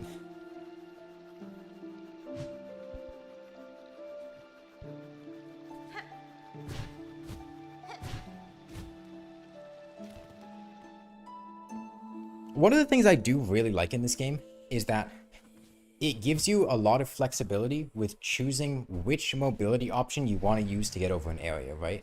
Do I want to use my dash? Do I want to use my float? Do I want to use the longer dash, the harpoon? Right? Like you have a lot of options, and I think that's cool.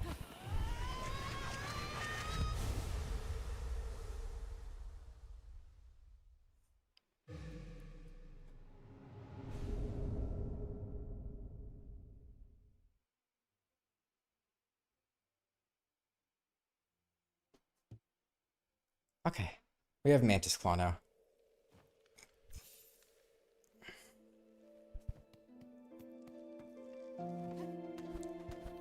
This is going to take a little getting used to, but it should be really helpful. And, you know, now that we have this, I think I feel reasonably confident going out and, like, hunting masks and stuff. If any of you guys think you're going to be watching the next time I stream, it'll probably be Friday night. I'm done with you fuckers. I'm not talking to you again. Do not contact. Don't even look at me. If any of you guys could, like, make a list of where to find, like, different masks or useful items, that would be nice. So I know where to go to get them. Because I think we have most of the mobility options to get the ones, or to get important ones. I know I want to get Fragile Mask, because I really like that charm. Dude, if we had Fragile Mask this game, that would... fighting Sister Splinter, that would have been so awesome. It's like an interactive map. Yeah, but I'd rather somebody told me, Irene, because I'm still actually playing the game in Act 3 right now. And so there's, like, I don't want to know literally everything. I just want to know, like, the relevant information, if that makes sense.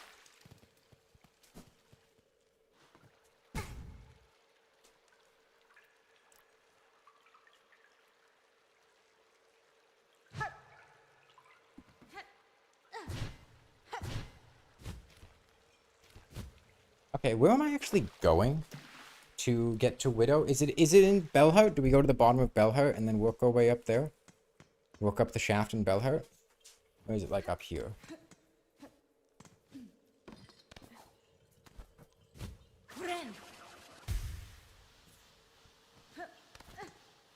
That's at the top of Bellhart. Okay. Yeah, I know it's at the top of Bellhart, but I didn't know, like, where to get to the top of Bellhart, right?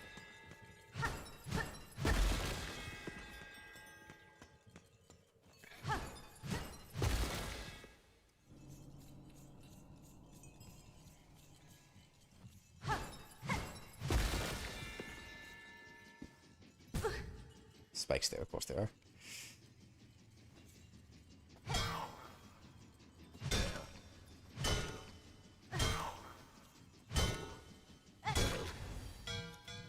I've got to say, a bell seems like about the worst piece of headgear you could choose to have.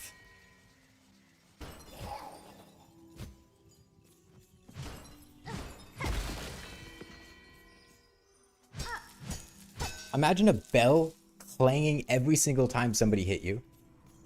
It's just right here, I think it is, yeah.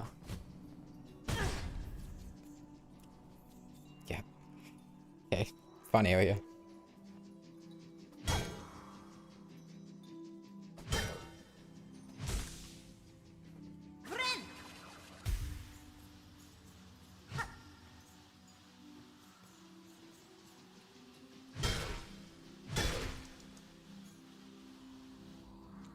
Is he gonna come up now? No, he stays down there. Okay.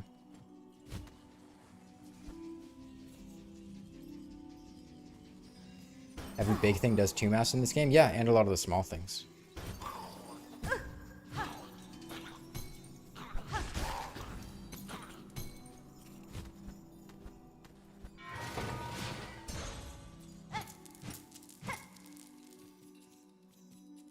I know this part of Bellhart. I've been here a lot. This is just lower Bellhart.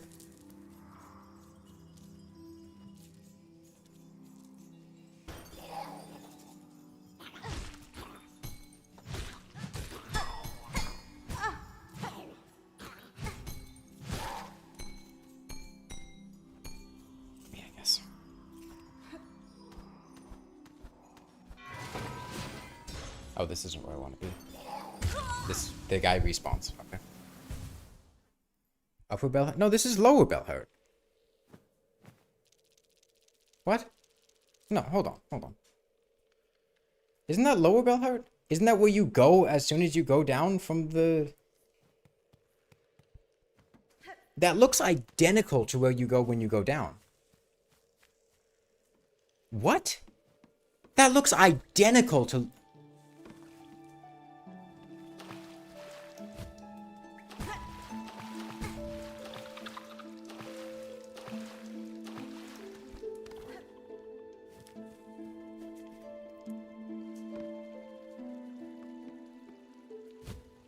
I guess that explains why I didn't know where it was.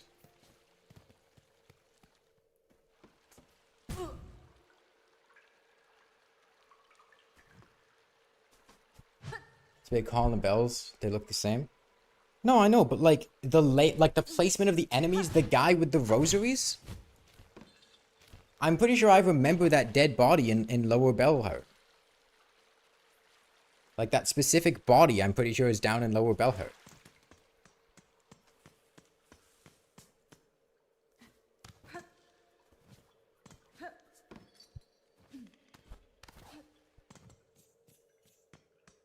Can't wait to lose all of the rosaries we just got.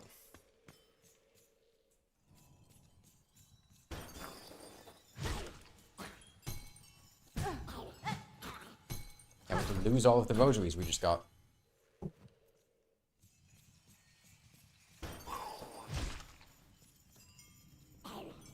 Dude, I don't even care. I will go out and hit him one at a time and then walk away.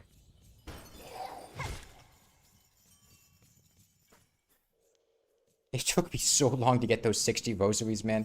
That's going to be a bench. That's going to be a fast travel point. Where's the spider? Where did he go?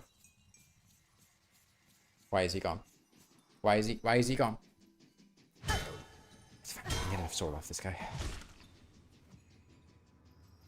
This is my first playthrough? No, Normie.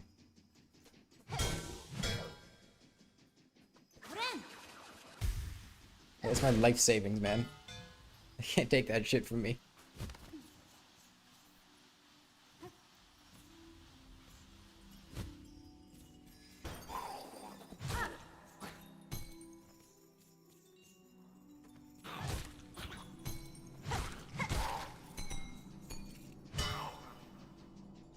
Come on.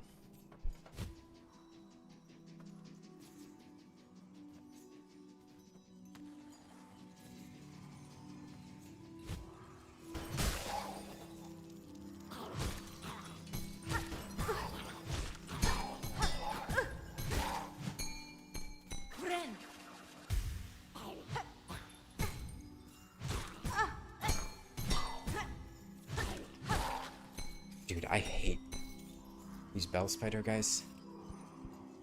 It's just they're 4 HP and it feels...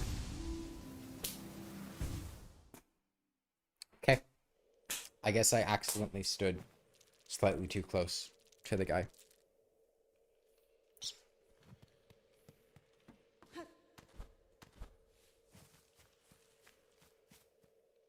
I guess he just has a big hitbox. He's a big guy, I guess it makes sense.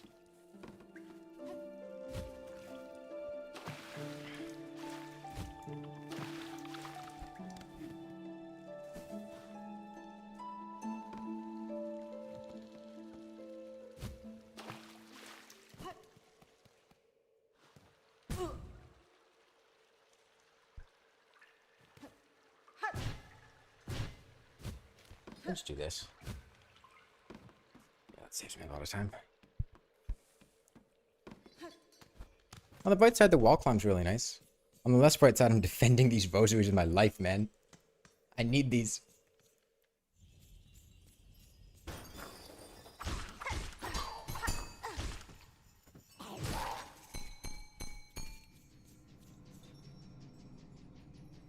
I'm just gonna kill every one of these guys. I don't care.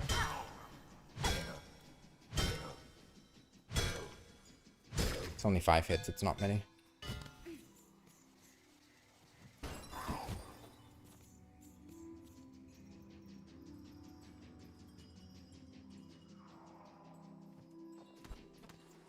Seems like a great way to get cardio in. Yeah, I mean, it's definitely a lot of exercise. I have a very large amount of endurance, so like I could do this for a very, very long time. I mean, just Tuesday I was doing this for 6 hours. It's not a question of how long I can get pounded by Silksong enemies for. It's how terrible I'm gonna feel the next day when the adrenaline wears off. Whether I'm able to, you know, walk. Dude, I could barely walk on Wednesday, man. No, I know. I haven't really gone around for the mask shards yet. Yeah. I'd like to know that next stream, Dower. Because it's not... I'm not going to get them right now today, right? We recovered our $86. This is... to Bellhart? The bench? Dude, please let this be to the bench. Please let this be to the bench. This is to Widow. This is fucking Widow. Okay. Well. We get one shot. And then I'm gonna end the stream there.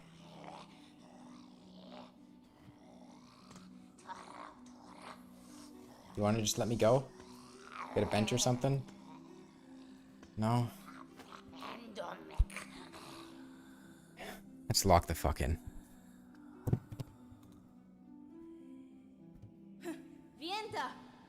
I do not remember Widow's attacks.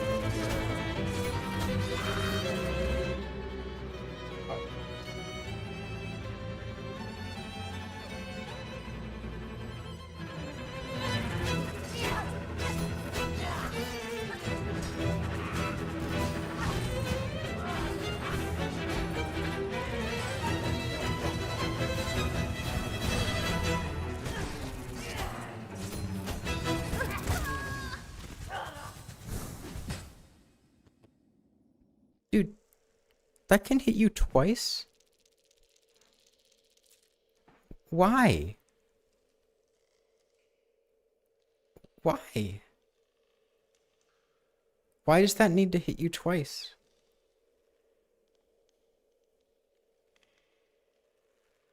What? Why?